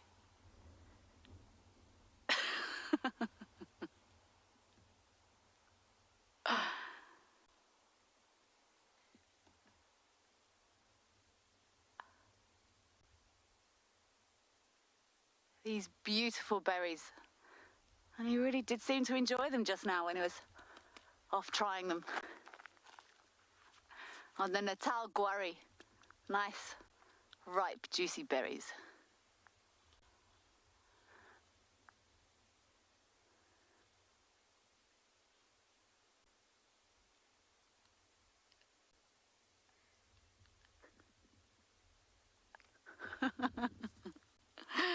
I can't persuade him, it makes me sad. I'm going to draw another line in this puddle. Let's carry on up towards Philemon's Dip to see what we have to offer there. And he walked into the tree.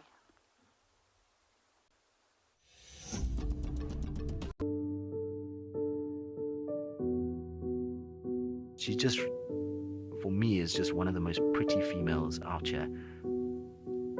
But look at those eyes. She's always got a look of fire to her, doesn't she? There comes Tando.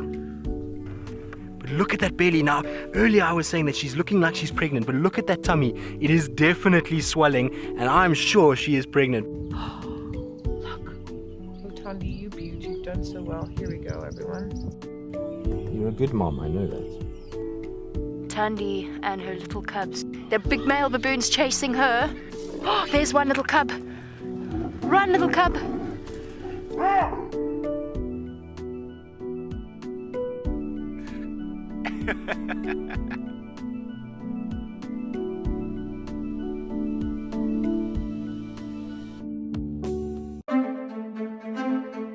Spinning around in outer space, our planet gives life to the human race. Every day when WildEarth is out on drive, we see our Earth's beauty. We see her alive.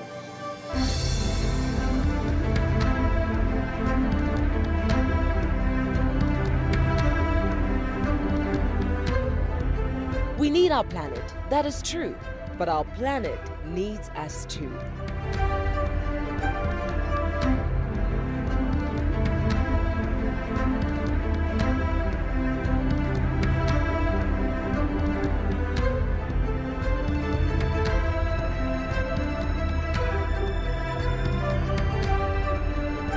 WildEarth will be celebrating Earth Day on the 22nd of April with a special safari live show.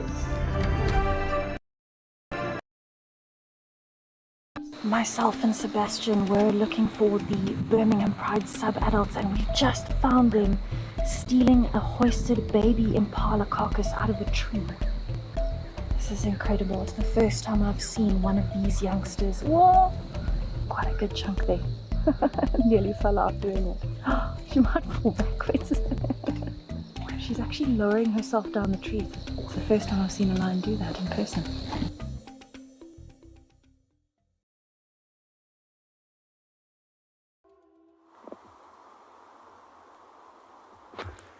Welcome back to EcoTraining Pridelands. We still have our leopard and he's looking around and I'm not sure what it is what is catching his attention. And there's something directly underneath a tree. It might possibly be that there's a hyena that sneaked in. And quite often, if there is hyenas coming close by, they'll start growling and hissing at them. But now the focus is back on us again. But there's no signs that he's agitated in any way at the moment. One of the things that I just wanted to mention earlier is when it does come to leopards, we find that their territories range according to distribution. And over here, they've got fairly small territories, and they're sometimes just a few square kilometers. And when it does come to a male's territory, we find that there's sometimes 2 to 3 females that might overlap with his territory.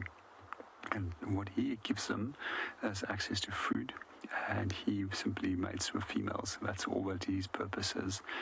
And when it comes to parental care, there's no parental care from that male.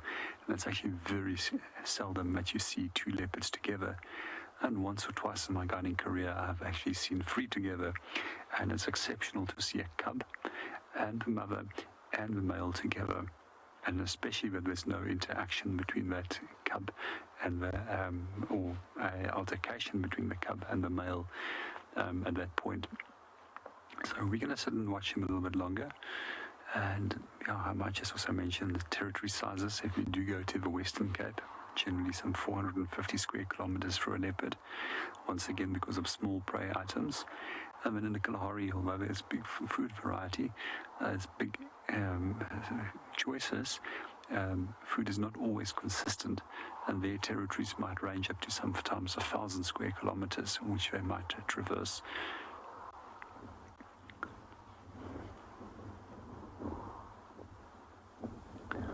We're also very fortunate in South Africa that the areas around the Sabi Sands and Skukuza, which is part of a Kruger National Park, is actually claimed to have one of the densest populations of leopard anywhere on the planet.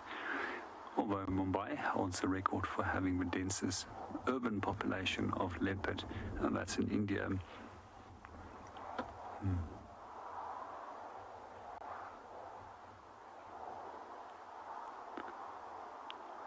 Our leopard is still looking around. Good morning, Luke, and welcome to the show. And we're really great that this can be a highlight to your morning.